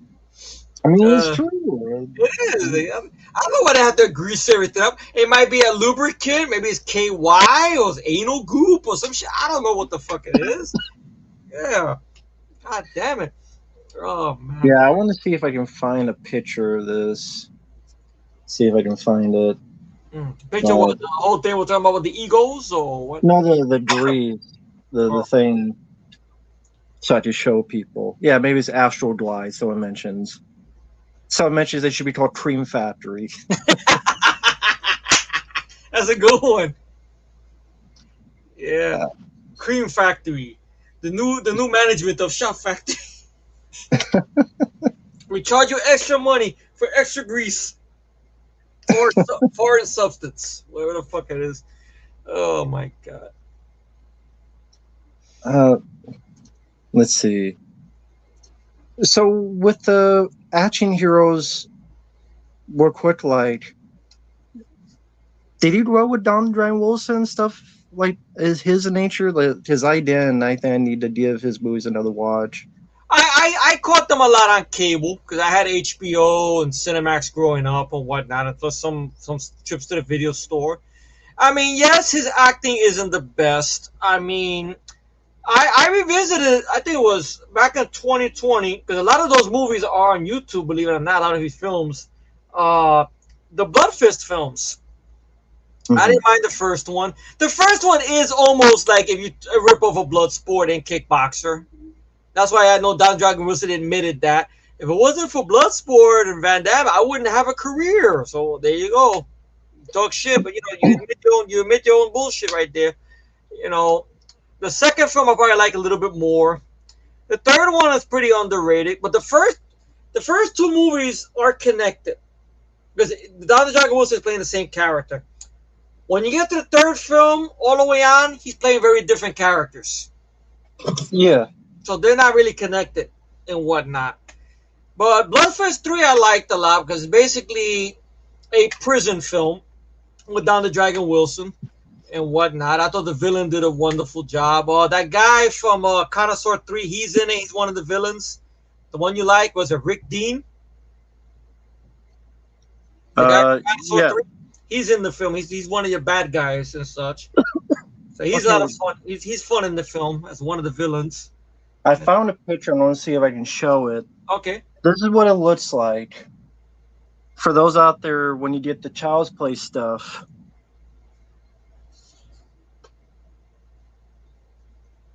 let me know when you can see it. Yeah, they're like fingerprints. And look at the case, like how greasy it is. It's jizz. It's gotta be jizz. I'm telling you, somebody's DNA is on that shit. I'm telling you. I think it's Justin Beam. Justin Beam got pissed off that Sean Clark and all of us are talking shit about him. He's the fucking documentary shit. He's greasing up the disc now. I'll show you fucking guys that make fun of my fucking. That's what it is. Justin Beam. He's doing that shit. It's Justin Beam's jizz. That's what it is. Just showing that for a few people in the chat who get in a little bit late. But yeah, that is disgusting. Why would I ever pay almost $30 for each one of these? That's $60 if I want 2 and 3 for this. A whole box of jizz. Look, you need to put a UV lamp on that shit. I'm telling you, man. From CSI Miami, those UV lamps. You gotta put that shit on there. God damn. That's disgusting, man. I can't believe they're doing that. Jesus Christ. Oh my god. They charging extra just for that grease too? Maybe that's why they cost so much. You won your extra pig grease. We charge you $10 more. They're Punk Beach. Punk Beach. I keep going back to Rush Hour. I don't know why.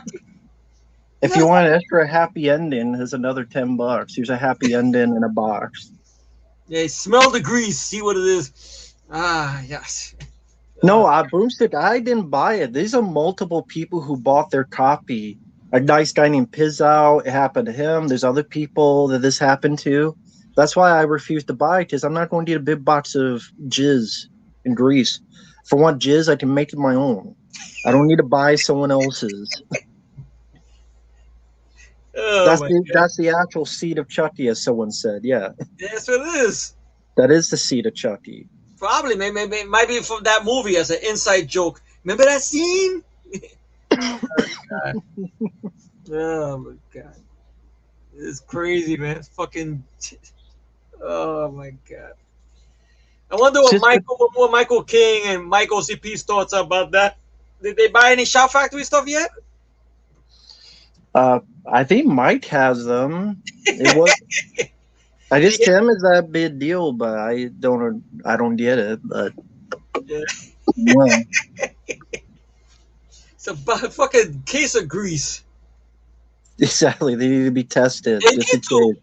They need to. You never know. It could be actually seriously. There could be a disease in that shit. Yeah, maybe that's it. Maybe he heard Don Fettuccine, heard me Yeah. talking crap, and decided to jizz on everybody's disc, except the Yeah. one who I pissed. Yeah, like, hey, I pissed you off, and I didn't do it, so I didn't buy it. So you just ruined everyone else's day. Yeah, pretty Good much. job, Don Yeah. Fettuccine. Yeah. Yeah. Everybody shit on his fucking USA show, which he deserves, and shit like that. That needs to get jizzed on. Whatnot. Oh, More like Stream Factory, because a big bottle of piss. oh man. I feel like like it was such a distant future, distant past, where they actually were the top of the line and whatnot. God, I think their first movie I bought from them was Halloween 2. That was the first Shout Factory I think I bought from them. Halloween 2. Yeah. That was the first one. And then it grew from there. Get it? Oh man. My God. Greasy fucking discs. Well, the issues aren't normally resolved because someone complained about it, and all Stream Factory said is, just use some paper towel. Just So- clean it. Paper so ba- towel. That's it. So they made a mess in the case and they expect us to clean it up. Yeah. That's their fucking assholes. Complete assholes. I don't blame Sean Clark and Michael Felcher for fucking for splitting. Yeah, a bunch of assholes. Bunch of dicks in the ass. That's what they are. I mean, this is multiple stuff. Hey, Luis. Hello, everyone out there. But this is multiple stuff. I mean, there's people that when they get sent posters that are part of it, they get broken posters, they get screwed up posters, they get bent posters. Like, there's a lot of stuff that happens with this stuff, and like all the audio issues and the problems, and it just, how many times does this need to happen before people go, you know what, they don't really care about you, they don't really care about quality, they really don't. Yeah, I think maybe they're sinking it on purpose. Probably they probably figured, well, social, everything's streaming.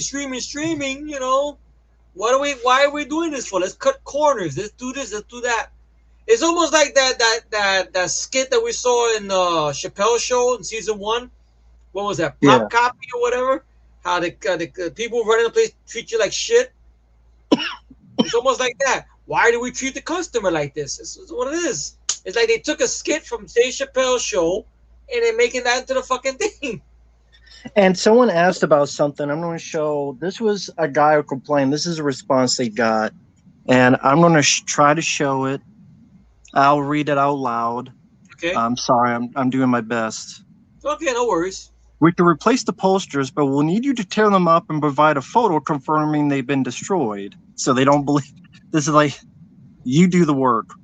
The smudging on the disc is an effect known as outgassing, a natural byproduct of the material used in cases. It occasionally happens in Blu-ray cases too. I bought over 100. I've never had that Me happen. neither. This won't harm the disc or prevent playback, even though it's smudging your disc, and can be removed with a microfiber cloth or a paper towel. As for the slipcovers, I'll review the shipping policy. Once you provide the photos of destroyed posters, IDD replacements in the mail for you. Thank you for your cooperation. Steam Factory. Yeah, Dick Factory. Well, like it. Assholes. Outgassing. Yeah, I had never heard of outgassing, and people said that is a real thing. It's just I've bought 100 Blu-rays and I've never had that fucking happen. Yeah, nobody else is doing it. Why only them? They get very sloppy. I'm telling you, very shitty business they got going on. Very shitty. They're getting bitter because they're not top of the food chain no more. That's probably what it is. Because these people, Arrow Video, Kino Lorber, and Vinegar Syndrome, are rising up, and they're tearing them a new asshole, which they deserve. That's it. Bunch of Yeah, shit. and like you said, you mentioned Vinegar Syndrome, All American Murder. You mentioned Rad. You mentioned Scanner Cop 2 and 1. Scanner Cop 1 and 2. Yeah, they got those. In fact, when I save up money, I'm not going to get Child's Play 2 and 3. I'm going to get Scanner Cop 1 and 2 because Vinegar Syndrome knows what the hell they're doing at least. Exactly. I bet if I don't open up, I don't get a box of jizz. Yeah, you're not gonna get. I don't need that. Yeah, I mean, I remember when they what was it? I got the Beastmaster box set from them, right, for the first movie, and everything was good. And all of a sudden, I get another copy of Beastmaster in the mail. Then I get a message from them. Oh, this is the disc. I'm like, what are you sending me this for? Oh, my disc are working. Oh, because they got unfortunately, I guess there were a couple of people. Maybe I got lucky. Yeah. That had a problem with one of their discs. So what they did, they got ahead of the curve and they sent it out. I didn't need it. That's why you got it now and whatnot. Maybe I sent it to you and whatnot. Thank you. Yeah, you're welcome. Nah, but that's why they're ahead of the curve. The guy from Vinegar Syndrome, they're ahead of the curve. Mm-hmm. That's how you do it. I'm going to fix this. I'm going to send these out to these people before, even if they didn't get the problem, but just to, cover my ass. That's how you do it. Shot Factory, we didn't know this happened. What, Jason Goes to Jason X? You mean the most hated films of the series? We didn't know that. There's issues and footage missing and... Yeah. And then the whole thing, what now with this fucking outgasm. It's almost like orgasm. Outgasm. It sounds like fucking. This is stupid shit. Oh, the DVD video quality. Wow. I mean, if you're buying that and it's not even Blu-ray quality, then yeah, that's pretty bad. Well, like I said, Escape from New York, I mentioned before. Yeah. The quality looked the same as the fucking the 2-disc DVD I got. What's funny about it, on the menu, the quality of the picture looks good on the menu. When when they show the play and stuff like that, and you see a little footage, that looks more like Blu-ray. But then when you see the movie, you're like, wait a second, what's so special about it? I don't get it. I think even you mentioned with the Shot Factory release of John Carpenter's Thing that they did like a weird blue tint. Yeah, the Stream Factory version, it's a lot more blue than the... They said that's what Dean Cunningham and people thought. It still looked different, and that's why if you do... Like, the Arrow Video release is supposedly a lot better picture quality. Arrow Video's doing the thing? Well, that's cool. They did one back in the day. I don't know if it's in print anymore, but they did one a long time ago. Oh, that's too bad. I don't know what happened. They lost their way, man. They lost their way. Yeah, and I don't know. Yeah. But anyway. Yeah.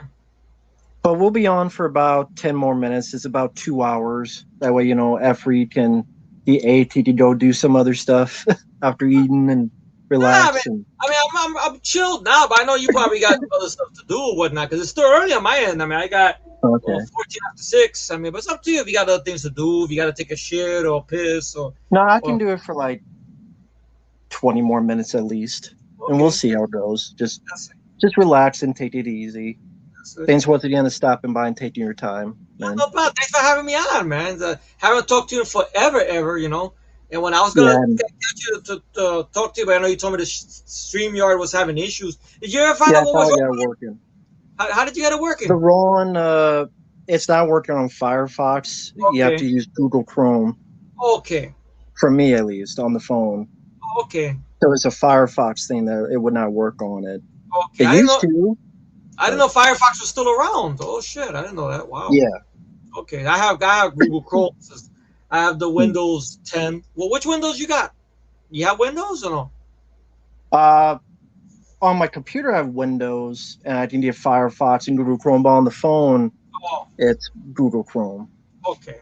But how do you do this? To your phone? Or that's right, you do it through the My phone. 'Cause phone. obviously, okay, that's right. Yeah. 'Cause, yeah. I was thinking, yeah, obviously you're not gonna do it through webcam. You don't have webcam. Well, okay, Yeah, go to the phone. Oh, that's cool. No problem. Yeah, man. So now these guys here yeah. The color grading is odd. Yeah, on the thing, yeah. So I'm saying it's very weird. I mean, I haven't seen it. But I know Matt brought that up. I said it's blue. The one I saw in the or like theater was the blue. yeah, Thankfully. or Dog Soldiers. Remember that Blu-ray fiasco? Oh It yeah, just the film looked great. Nope. that Yeah, whole grindhouse shit. And then that supposedly Neil Marshall got pissed about how everybody's bad reaction to it was, but that's the way rough quality looked. But it wasn't a movie from the 70s, Neil. I'm sorry. It's a movie from the yeah. 2000s, man. I don't know what you're trying to say that, oh, you want to make it look like an older movie. It doesn't work with that film, dude.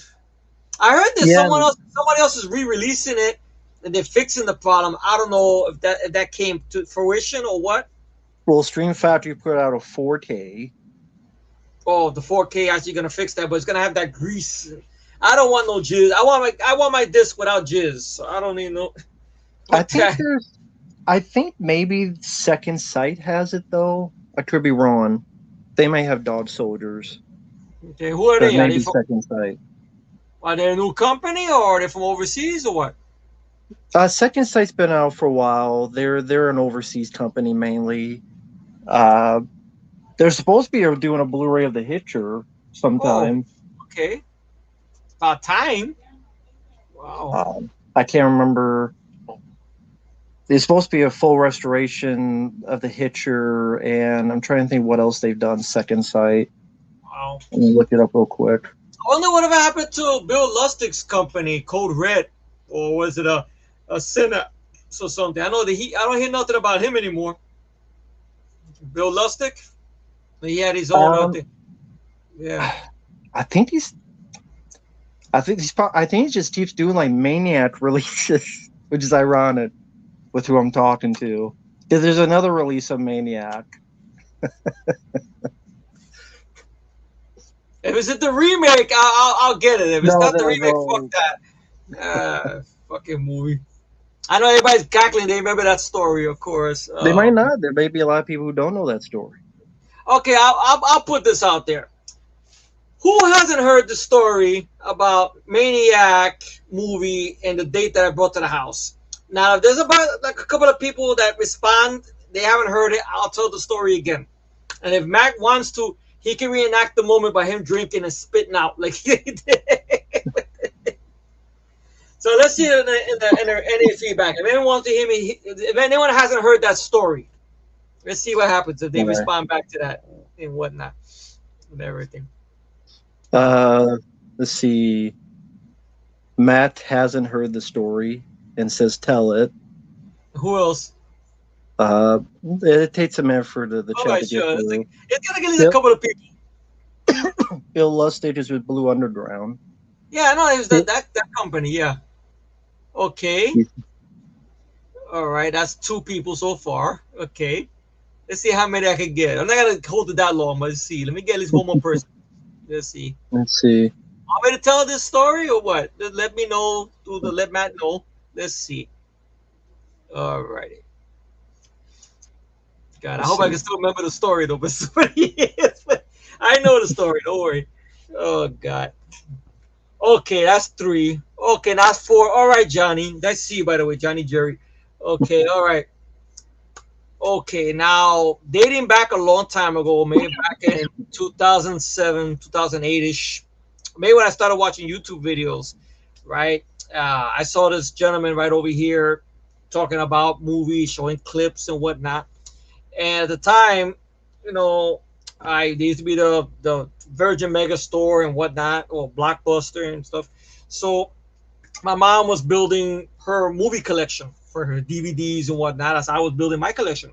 And she always liked the horror films and whatnot, plus the movies I referred to as the nickname Five Across the Eyes. And it's not the name of a movie, it's just that my mom had a certain list of VHS tapes when I was a kid that I wasn't allowed to watch any of these movies. So if I tried to watch them, I got this. And if I tried to get up, the grip got tighter. One time I actually tried to do this, and then it got really tight to a point she told me go to the room. My brother would always try to defy it. We like trying to pick her hand like that up, and then he got pah, and then he got this. I said I wasn't that crazy to do that. So five across the eyes. All right. So then going to this thing over here with Maniac. Uh, I saw clips of this and whatnot, and Matt's reaction to it and such. And I stumbled across the film, not the film itself, but clips, especially of the whole shotgun scene and whatnot. Late night one night, which is a mistake. I saw that like, oh, okay. So then I finally stumbled on the review. You show clips, and I got the movie from mom. My mom didn't mind the film for what it was. You know, it's one of those movies. She have a couple of friends over. They'll watch it, and you hear them. I'm Hispanic, if anyone doesn't know. So you hear if you have relatives who are Hispanic, you hear Spanish. Ay, que eso? Ay, you know, you hear that stuff. People laugh because like, what the fuck? What the fuck they just saw? And whatnot. So it was one of those type of movies. So I was on a date. I had met a girl, real good looking girl too. Oh my god, my goodness. Imagine, let's see, anyone knows about that model Ashley Green? I think she's a model. She's that one with the big ass, beautiful woman or whatnot, gorgeous. My type of woman. It looks like her, but a lot more hotter. Not to say she's not hot, but just gorgeous. I mean, wow, the body's like, oh my god. So we went out, we're hanging out and such and everything like that. And she's a horror fan. So, okay, I made the mistake. I said, she was telling me about horror movies she saw. Oh, but it's not gory enough. Not gory enough. So, okay, it's not gory enough. And everything like that. So then I mentioned the movie The Maniac. Okay. And we talked about it briefly. We're coming into the apartment and whatnot. And I was gonna, you know, we were having a good time. We didn't want to leave each other and whatnot. You know, want to stay with our company. And we're gonna go to the room and whatnot and show her the ceiling and whatnot. But anyway, that's another story. But sadly, she wanted to see Maniac. I said, I don't know, that's a good idea. But come on, I want to see it. And my mom was like, you know, wanted to be obliged. You know, she's like, oh, I'll show it to you. You want it? I was like, well, I don't know about that. Come on, let's go. No, come on, I want to see it. Okay. So then she said, don't worry about it. I see it. And then I get what I want. You get what you want. So I thought. We're sitting down. Okay, we got to the scalping scene. Me barely like this. Oh, motherfucker. And she's looking at it, trying to laugh it off. Wow, the practical effects. Wow. The smile went away little by little. And then finally, the scene that pretty much put the whole cash flash on everything. Killed the date. The kill the date was the whole scene with Tom Savini and his date. And if you've seen the film, you know what I'm talking about. Of course, the shotgun to the windshield and head exploded. And then, of course, you know, putting the gun on the girl and off-camera kill, finally, out of the whole fucking film. And then that was the point where she looked at me, got up, walked right out the door, and I want to get here, I want this and that. But you wanted to see the fucking movie. I didn't want to see the fucking movie. And we argued all the way to the fucking train station and whatnot. That's when you told me why you show her to a date. She wanted to see it. I didn't want to take her to see it. I want to show her this Maniac, but not that Maniac. But you know, and everything. So that's the story there. I don't know if it's as funny as I remember it being, because your reactions were sold it more because you were drinking. You he spit out the food, the juice or whatever and whatnot. But you see, Alan, that's what happened, you know. Yeah, they cock blocked. That's it. I hate that movie to death with a passion. Fucking movie. I know somebody's gonna say, but that's not the movie's fault that the girl spazzed out. I said, well, I gotta blame somebody. What the fuck? I gotta blame somebody. Blame her. Yeah, the girl flaked out. What the fuck? I know. I think she just didn't want to do nothing with me. That's what it was. She blamed the movie. That's what it is. Okay, you don't want to blow. You didn't want to blow me. Then fine. You didn't have to go get mad at me. Imagine how embarrassing the argument was. Walking from here to the train station in the street, and people in the street don't know what the fuck we're talking about. That's what's hilarious about it. Oh, but the head blew up, and this and that. I'm like, shut up a minute. No, the head. You saw it's New York, so you saw a real maniac. You saw a real maniac. He's a fucking maniac. Oh, but so now that bothers you? Fuck that pendeja, fucking bitch. Oh man. So that was the end of that. So that movie killed it for me. That was it. And then I finally stood up to the film, you know, to my own shit, you know, because I have my limits, and there is a line. I know you discovered that. I know that over the years when you heard of Serbian film and many other films, there's a line and whatnot. I mean, at one point you said there was no limits, and then you read there's limits. So even my limits, I like, nah, fuck that movie. I stood up to it. I said, piece of shit. Funny enough, I prefer the 2012 remake and whatnot, because Joe Spinell is such a good fucking actor. Amazing actor. He's greatly missed. Amazing actor. He scared the shit out of me believe he was a killer. That's why. A testament to Joe Spinell's acting. Yeah. Elijah Wood, good actor, but they did it more like a Norman Bates thing. So I could sort of let that go for what it was. Plus the creative thing they did with the POV in the weird what the fuck moments made it more interesting and whatnot. Plus good music and whatnot. But that's just me, you know. People might say I might be a hypocrite. Oh, but you get the remake a pass, but you don't get this. Well, to each his own. I gave Joe Spinell his props. I gave his props, you know. I know he was the champion of the film, for what I understand, behind the scenes, because he came out, I think, as a producer for it or whatnot. So he threw some money into the production. That shows you something, you know, and whatnot. Well, how many of you guys enjoyed the story out there besides 3 LOLs I've seen? Oh, God. Well, while waiting for that, let me answer this question real quick. Not really a question, but I guess Best Buy closing down stores and closing now at 8 p.m. Well, too little, too late. Wow. Funny enough, I have that bag there that's from Best Buy. That's from a couple of years ago. That bag I showed at the beginning of it. Oh, God. And I have a Best Buy in my neighborhood, too. Ain't that some shit? If I would have known that ahead of time, I would have been there today buying some movies. He's a date killer, yep. It is. It is. A cock block to the 20th power. If there was a cock blocker, it's that movie. Especially if you would have seen that girl. Oh, my God. I did warn her. That's right. Thank you. I did warn her fucking ass. But you know, some of these women, don't tell me what to do. You don't tell me what to watch. It's okay. Is she Bill Cosby? Like she's selling, don't tell me what to do with the food and pops. I'm making fun of her the way you know, because you know some women they get the neck and they get ghetto. Don't tell me. That's what it is. They get the ghetto. Yeah. She did that neck thing. You know, I'm sure guys who've been out with these girls when they get all ghetto on you, but don't tell me what to do. You know, like that. Well, someone has a question for you. Okay. Let me find it. Okay. Sorry. Okay.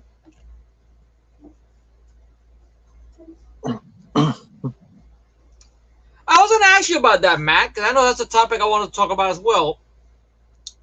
I do not buy the apology. Something about the apology, it seems coerced, because I seen this man when he does online stuff on his YouTube channel, how motivational he is.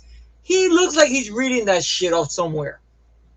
I don't see it sincere. And plus, I don't like the idea he says, why should I feel ashamed? I'm not ashamed. You should be ashamed. What do you mean you're not ashamed? You should be Mhm. ashamed and everything.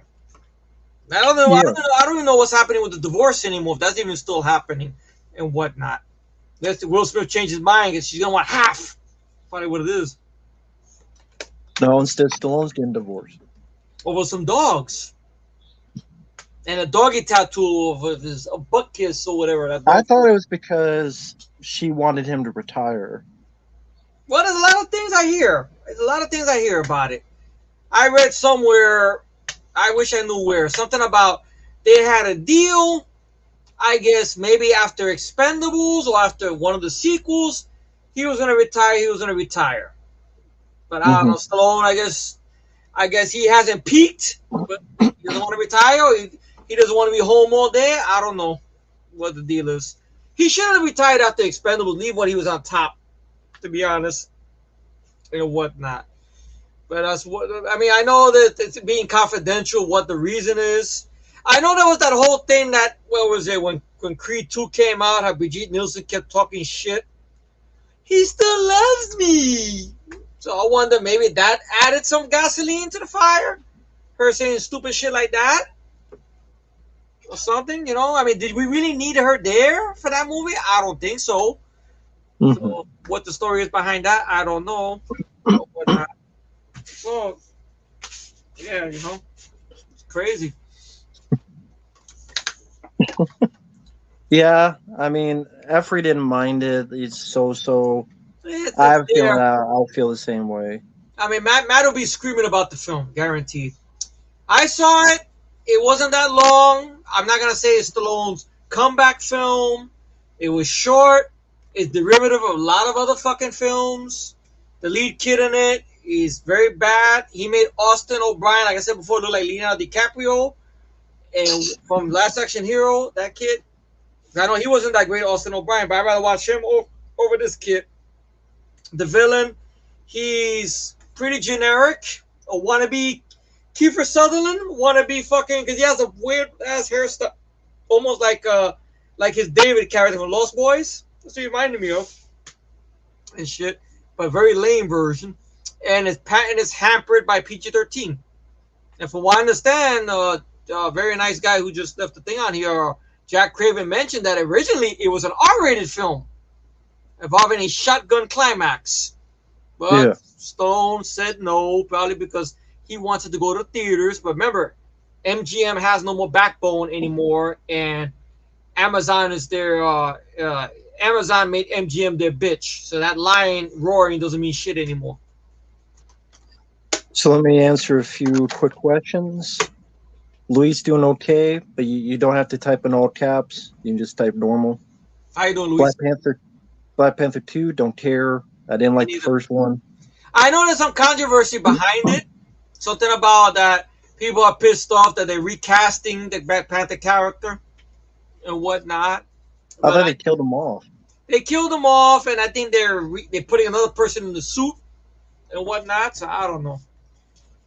I mean, I don't care. I know that the movie's basically gonna feature Wakanda. That's why they put Wakanda forever. All this other shit and whatnot. It looks like something about it made me think of Avatar. I don't know why.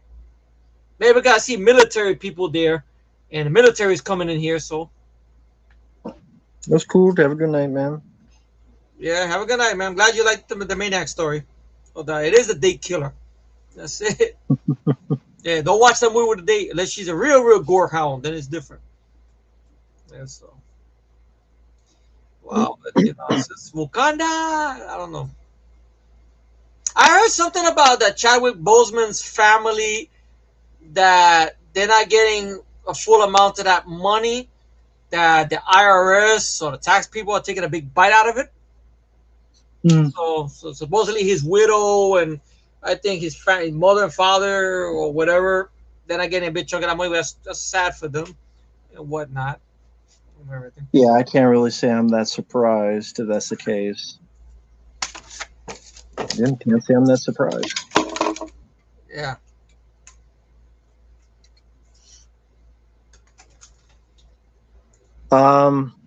More practical effects. I mean, you do have a blend, perhaps, but more practical effects are needed, whether it be squibs or whether it be a variety of makeup effects. Doesn't automatically make the film good, but it could help the film. It could improve on it. Yeah, that's true. I mean, as bad as these new Halloween films are, there is practical effects in there, but that doesn't make the film that great. I always mention this whole thing about why is there good practical effects in shitty movies, but never in that many good movies. Like Rob I don't Zombie's know. Halloween films, there's practical effects in there, but it's badly edited or whatever. It's a big mystery, but it takes a lot of time and work, and sadly they don't want to deal with practical effects no more. And hence why you don't see Steve Johnson or what's his name, Rick Baker or Tom Savini, K&B. What's the last thing they did besides Walking Dead, which I heard that's on its way out. So Yeah, I think Great Nicotero is still on Walking Dead, I believe. yeah, but I don't even know about it. Was it Berger and Kurtzman? They were still around. I remember it was three of them. I don't know. Let's Greg Yeah, Little went solo. I don't know. yeah, I don't know. I don't know where the other people are at. Yeah, maybe they got a job working at McDonald's and Burger King. That's it. They made ends meet. Yeah. Yeah, it can be pretty annoying if it's used poorly, just like anything else. If it's used poorly enough. I like it. Like you remember the '80s, which I'm sure everybody does. PG-13 '80s was very different than PG-13 now. Yeah, Look at Red Dawn. Look at Temple of Doom and whatnot. Hell, look at the Gate. That's PG-13. And it's like they're afraid to push PG-13 as far as they can push it. The Batman, that's PG-13, and that pushed it more. What they could do. It's like nobody has balls to push it. That's what it is. yeah. It's too bad though. It is. It is. There was nudity with PG-13 back in the '80s. Remember that? Remember Critters 2? You know what I Yeah, mean? even Yeah, PG was an airplane or something. yeah. I said they had Yeah, balls. They did it, but now they're scared. So yeah. Steven Seagal's in Russia. he's He's hiding doing over Ru- there. He's hiding over there. I don't know if he's still doing movies, but I know he's hiding over there and whatnot. he's in Russia doing Russian things. Just best way to put it. I wonder if he even commented about this whole thing with Russia and the UK. If Steven Seagal opened his mouth about anything over there about it and I such. think so. I think he was still uh, with Russia. That's what I'm saying. He's still with Russia, but you know, Says here he appears in Ukraine serving as a Russian spokesperson. yeah, he's really tempting his luck there. Shit, as a Russian spokesperson in Ukraine, that's the last place they want to see in the Russians, especially him. Oh my god. Special representative of the Ministry of Foreign Affairs of the Russian Federation. Whatever the fuck. The guy can't even be like, this is a guy you don't trust. He can't even do an action film nowadays. He can't even do a fucking punch, but yet he's going to be a big representative. He can barely speak nowadays. Yeah, Hey, I'm Steven Seagal, and I'm and the going to Chinese do beard and everything. everything. Yeah, This beard's going to hide, anything that I talk about. he's gonna pull out a Big Mac out of his beard and eat it. Yeah, exactly. Fat fuck shithead. Yeah, he was the man. I mean, I think he's one of those bad examples. Yeah, that's true. He probably needs a double just to go to the bathroom as well. I mean, he's one of those people with the biggest ego. Really, the biggest ego. Yeah. Because you can't hear nothing but bad things about him when he was working with Warner Bros. That's why I blame Warner Bros. Because they were so limited. All the studio was so like, no, just speaking, you can't do that. Van Damme, no, you already got this many movies. That's it. That's it. But Seagal kept on getting chances. He kept on getting too many chances with Warner Brothers. They gave him another shot with Exit Wounds, and he blew that too. Yeah. That's how you hear. That's probably why there is no documentary on any of those older films because they know they're gonna mention shit about Seagal and about the studio and studio the one that we talked about. We gave this guy so many chances. Why? Because we liked his wife, Kelly LeBrock. That's probably why. What it is? They did it for Kelly. We did it for Kelly. We love those head and shoulder commercials. Come on, we did it for Kelly. Kelly Broad don't like him. I know. I know his daughter. His daughter's actually a plus size model. Very gorgeous woman. You know, got the nice shape and everything like that and everything. Yeah, very and whatnot. And she's actually trained. And she's into martial arts. They show her with gi doing matches and whatnot. She's pretty dangerous. But supposedly, Seagal and her, they don't have a talking relationship. Because he has a nerve to pick on her weight. Oh, I don't want you sitting here. Why? Oh, because you're gonna break that if you sit there. So your own dad telling you that, you know. And she don't use his name. She uses the mom's name. So that tells you something right there. So, you know, Seagal's just not a nice guy. You know? Has no room to talk about weight. Exactly. With his fat head. And plus, you know, his ego, big fat ego head with the fucking beard with the burger stuck in it. Oh, you're fat shaming him. Well, he's fat shaming his own daughter, for fuck's sake. You know, what the fuck? You know? Crazy motherfucker. Oh, man. Well, I haven't seen Arnold in a while. Is he working on these films, or he's pretty much hiding in his house with his fucking farm animals? Farm animals? Yeah, because he has that, what was it, there was that talk show, we see him, he's in the kitchen feeding, I don't know, I forgot what animal it is, a goat or something, and whatnot. I don't know. Probably telling more people about screwing your freedom or something. Yeah, something like that. I also got him in trouble with the government, opening his mouth. Screw your freedom. No. It's Arnold. I have no idea what Arnold. Well, just whatever. Yeah, I know there's two. I know there's two. I know there's the two new Bruce Willis movies. One of them was actually I seen two trailers. Both of them had Kevin Dillon as a star. Funny enough, he's in one location in both films. One movie is with Mel Gibson, where he's a hacker, and they ripping off the idea of a phone booth, which he's got a detonator on his seat, and he has to do this thing of not. He gets up from the chair, he goes kaboom. Then there's another movie with Bruce Willis and Kevin Dillon. Kevin Dillon once again is a star. He's in some location. He's watching some guy who's an agent or something, and he's looking out for the guy, but then the plan changes, and he becomes a target, and it becomes an assault on Precinct 13 type of thing, where he's just alone in this place. So Kevin Dillon's trying to find work, obviously, but I find it funny. In two films I've seen him trailers to, he's with two legends, Mel Gibson and Bruce Willis, which I find funny about it.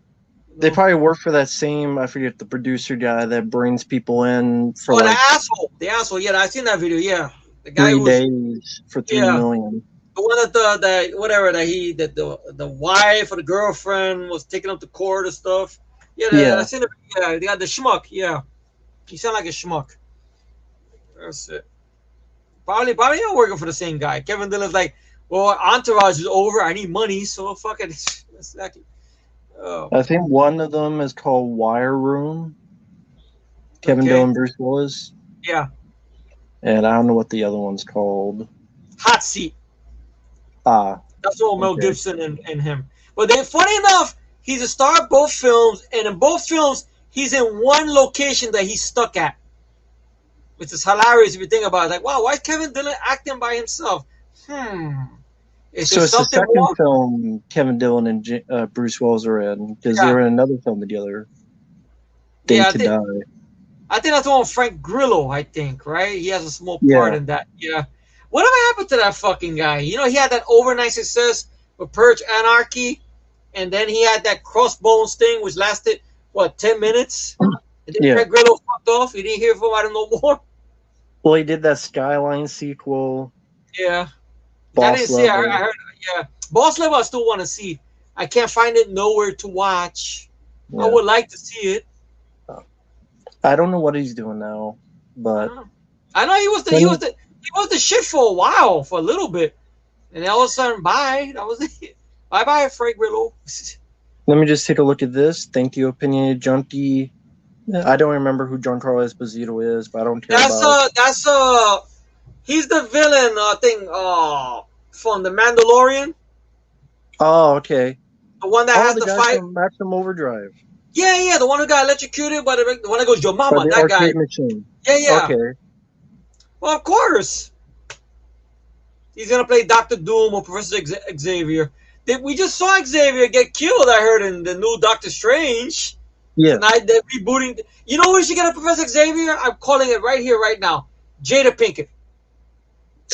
Get her as Xavier. I would have used that joke instead of the fucking G.I. Jane joke. G.I. Jane's a compliment. Fuck that. Get her as Professor Xavier. That's it. Why not? Yeah. That's it. Yeah, that's true. Yeah, a lot of Yeah. charges. Yeah, pretty much. I figured he'd be doing that, kissing their ass. Because he's over there dancing on a video with them. Of course. Yeah. I remember You hearing think? about the whole sex slave thing he had. Remember that the whole allegations he had with the sex slaves and stuff? He had them locked up in a basement. I remember hearing stories like that and everything. Yeah. And yeah, I mean, it does show you that Chuck Norris maybe had the right idea. Yeah. Retired Exactly. long ago, did his TV show, and other Left than on one or two movies, said, left "I'm on done." top. Left on top. That's it. That's what it is. Now, whether people feel about his politics, which I never gave a fuck about. Everybody says, "Oh, but I don't give a shit about his politics." I don't about Chuck Norris' Right. politics, because that's what people pick on him the most about. Oh, but he endorsed this person who's with. I don't give a fuck who he endorsed. The man gave me some good movies. Fuck it. He's not beating up his wife or doing this or doing that or smacking people for making harmless jokes or whatnot or being accused of sexual assault or whatnot. You know, shit. Solid. I would say out of all the action heroes, he's probably the one with the cleanest fucking slate if you think about it. Because you don't hear too many stories about Chuck Norris. You hear Yeah. stories about Van Damme and about the drugs, or you hear stories about this and that and Dolph's divorce and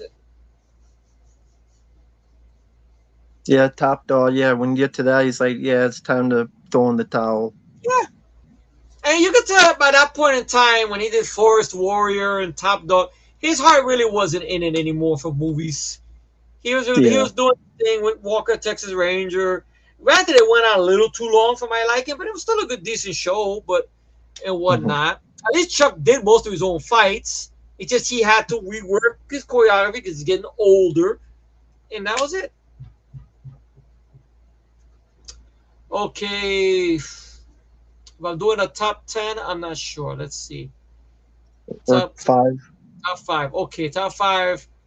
One would be Missing in Action 2, the beginning. Two would be Invasion USA. Okay, three would be Forced Vengeance. Four would be, let's see, Lone Wolf McQuade. Okay, five, we'll talk about Hero and the Terror. Mm. Six, the Delta. I said Delta Force or not? No, you Delta didn't. Force would be six. Seven, Silent Rage. Okay, eight. Uh, for me, just me, Hitman. I didn't mind the Hitman. Okay, nine, Delta Force 2. And then the last one, 10, I would put Breaker Breaker. Mm. In honorable mentions, I will mention the first Missing in Action 3, uh, Hero and Terror being an honorable mention. And Silent Rage is on the list, right? I did mention Silent Rage, I believe. Yeah, You put Silent Rage. Hero and Terror on the list What was as Silent Rage on well. this? Oh, really? Silent Rage and Hero on the Terror you put on the list. Oh, I did. The top Okay, so 10. those are on the list. Okay, okay. Eye for an Eye. That'll be on the honorable mentions. Missing in Action being honorable mentions. Mission Action 3 being honorable mentions. Firewalker would definitely be in honorable mentions. Uh, but he had a good track record. Chuck had a good Mhm. track record. I mean, yes, I know his acting isn't the best, but I can look at Mr. Action too. I see at least an attempt at it and whatnot. But Mhm. he got a good track record. I mean, he'll be in the Mount Rushmore of action guys. He'll be in the Mount Rushmore. Have you ever thought about that, Matt? Who's your Mount Rushmore of action heroes you like? Four people that you carve their face on a mountain. Mm. Stallone, Van Damme.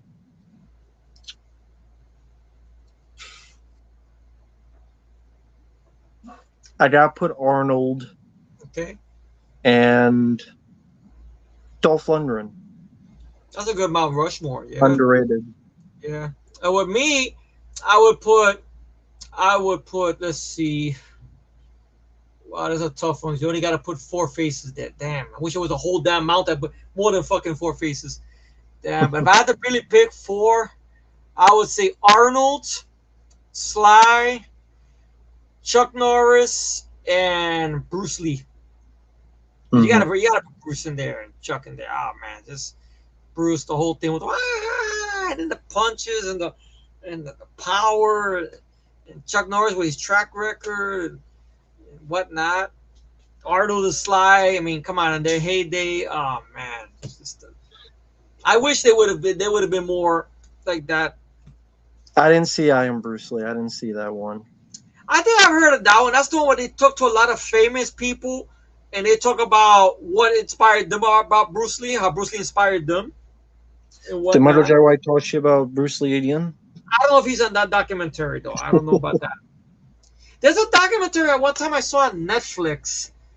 I think it's called Kung Fu Kicks. It's something that was hosted by the RZA, but it was pretty Hmm. good though. They don't talk about Bruce Lee though. It's the only thing I thought was a misfire.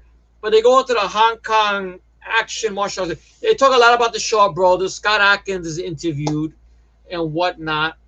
I think Billy Blanks briefly is interviewed and whatnot. I remember that being decent though. But the only thing is they don't talk about Bruce for Hmm. some reason. I don't know, maybe because they figure, well, everybody talks about Bruce. Maybe that's what it is. But they mention all the other martial artists and Hmm. whatnot and such and everything. A little bit about Jackie Chan. I remember that being. I forgot the name of it though. Kung Fu Okay. Kicks and White Crane. I know RZA was narrating it though. I thought it was a decent one. Okay. Whatnot. Yeah. There was a documentary on Leonard Nimoy that was pretty good. I think about Mr. Spock is called, or I Am Mr. Spock.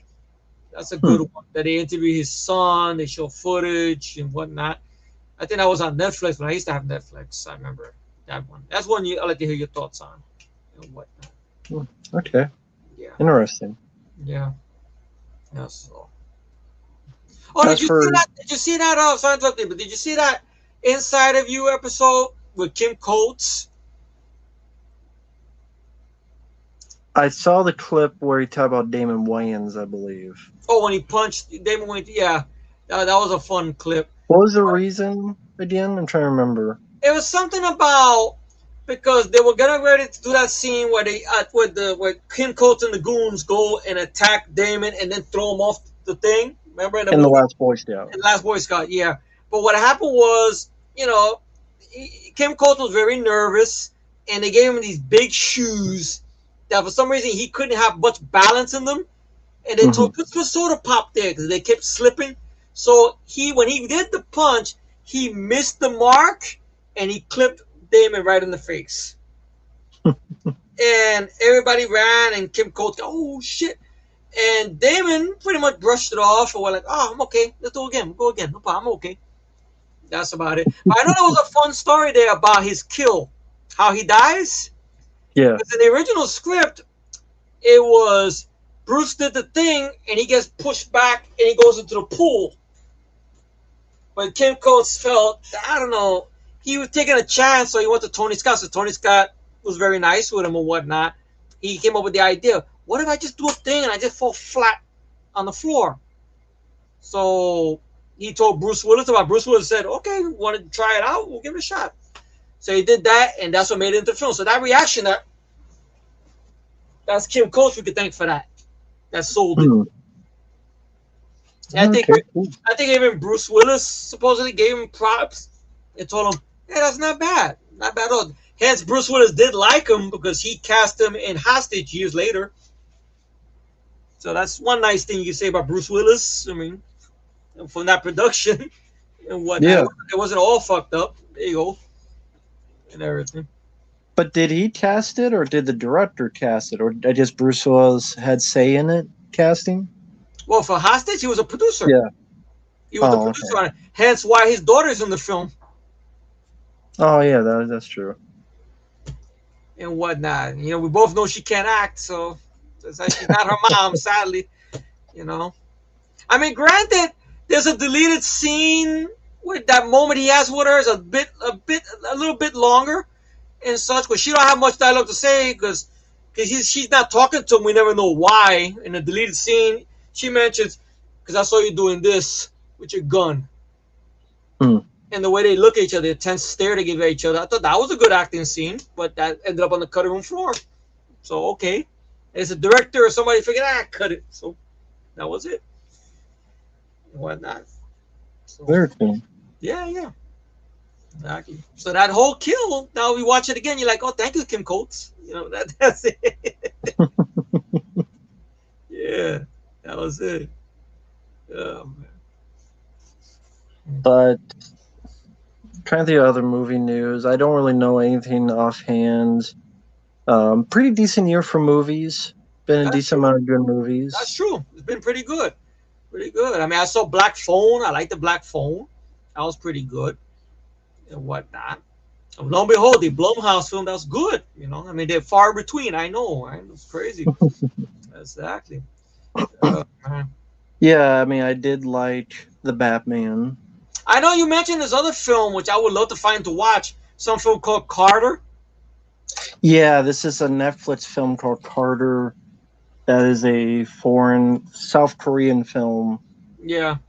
There are issues. It's a little bit long. The story's not the most original, but I thought trying to look like all in one movie and the action's very well done. And I don't think it's a 5.1, and That's what it's not you gave it? Wow.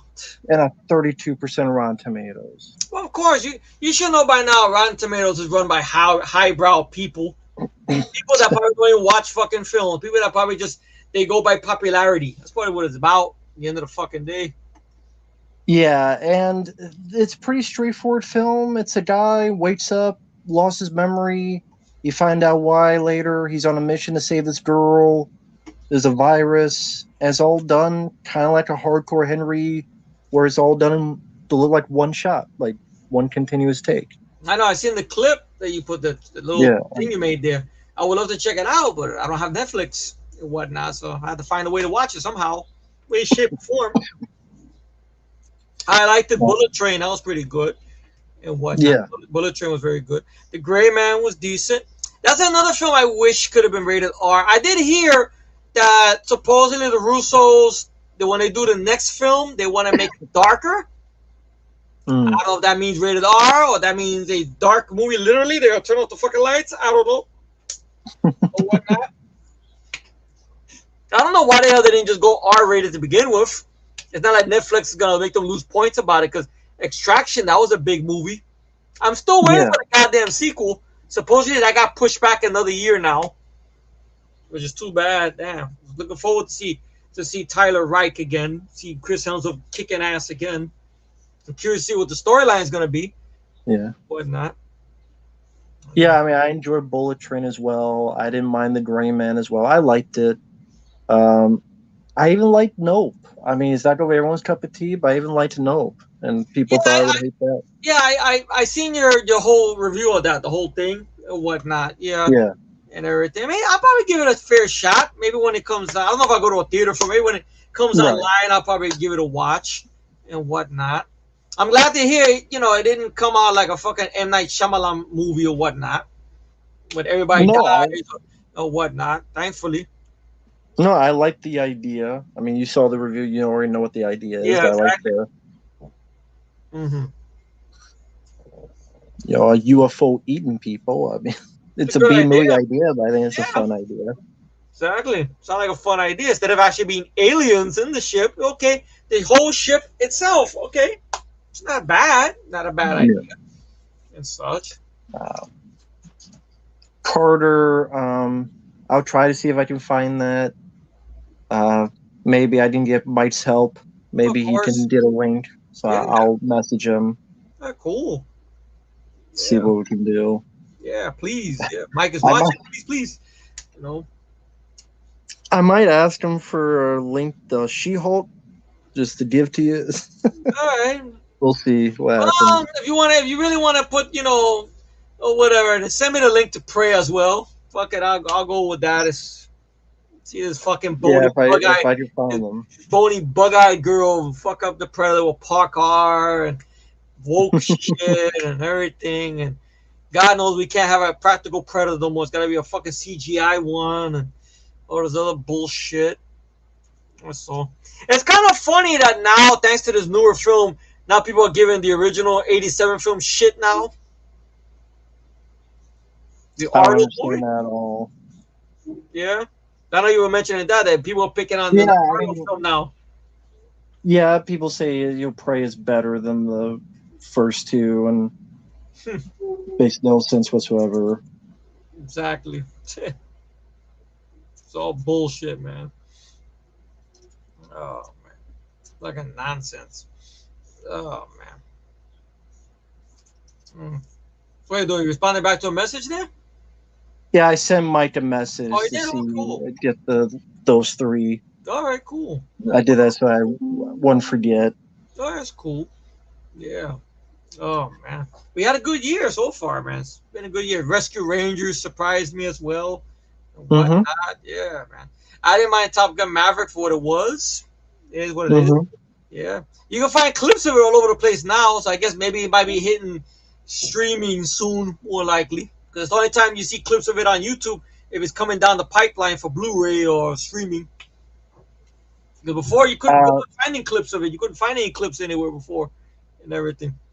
Because probably Paraprix must have blocked it nonstop and shit. yeah, that film. I don't think is going. Rescue Rangers is getting a Blu-ray still. Yeah. Of course not. So Disney Plus. I was talking about Top Gun Maverick. That's probably yeah, gonna be Top getting. Gun Maverick will be. It's just been in theaters for so long. I mean, it beat out Titanic now for Yeah. making money. Yeah. Well, Titanic went back to theaters again. Really? Wow. No, I mean it for all time. It overtook Titanic. Yeah, but I thought Avatar took that title. Didn't I Avatar? know, but I'm saying when it going up the list. Oh, going up the list. Okay.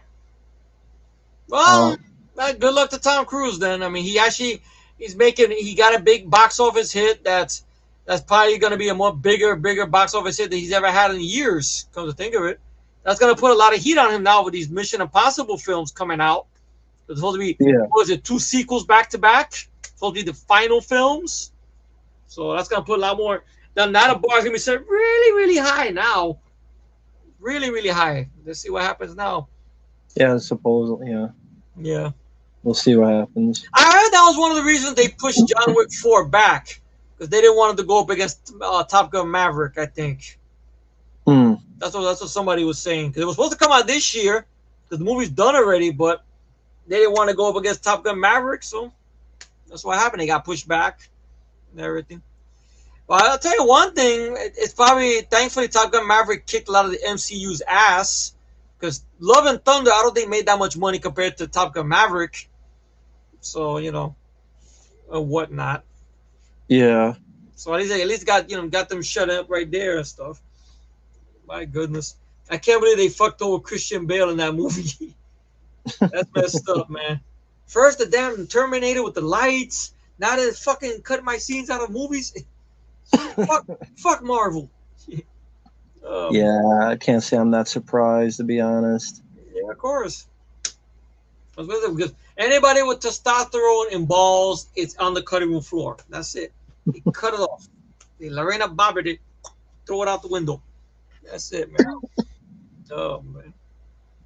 But with that said, I'll end it here.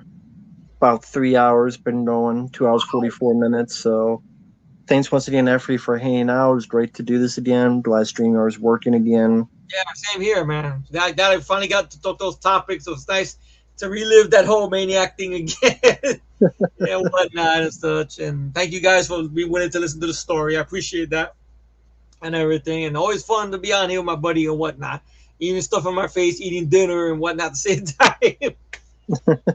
Thankfully, I wasn't in the same room with you. You'd be like, damn, all this fucking rice is hitting me out free. What the fuck? You know? Jack Craven has a bit of info. Apparently, Okay. someone's working on a documentary on George Romero's Resident Evil. Oh. That would be Oh. interesting. I would like to see that. I'm actually very curious about that. I've heard stories about over the years that they don't think Chris Redfield's a Native American in his script and this and that. I still would have loved to see that film more than the fucking films we've gotten. Because to me, there is no definitive live action Resident Evil film. I'm sorry.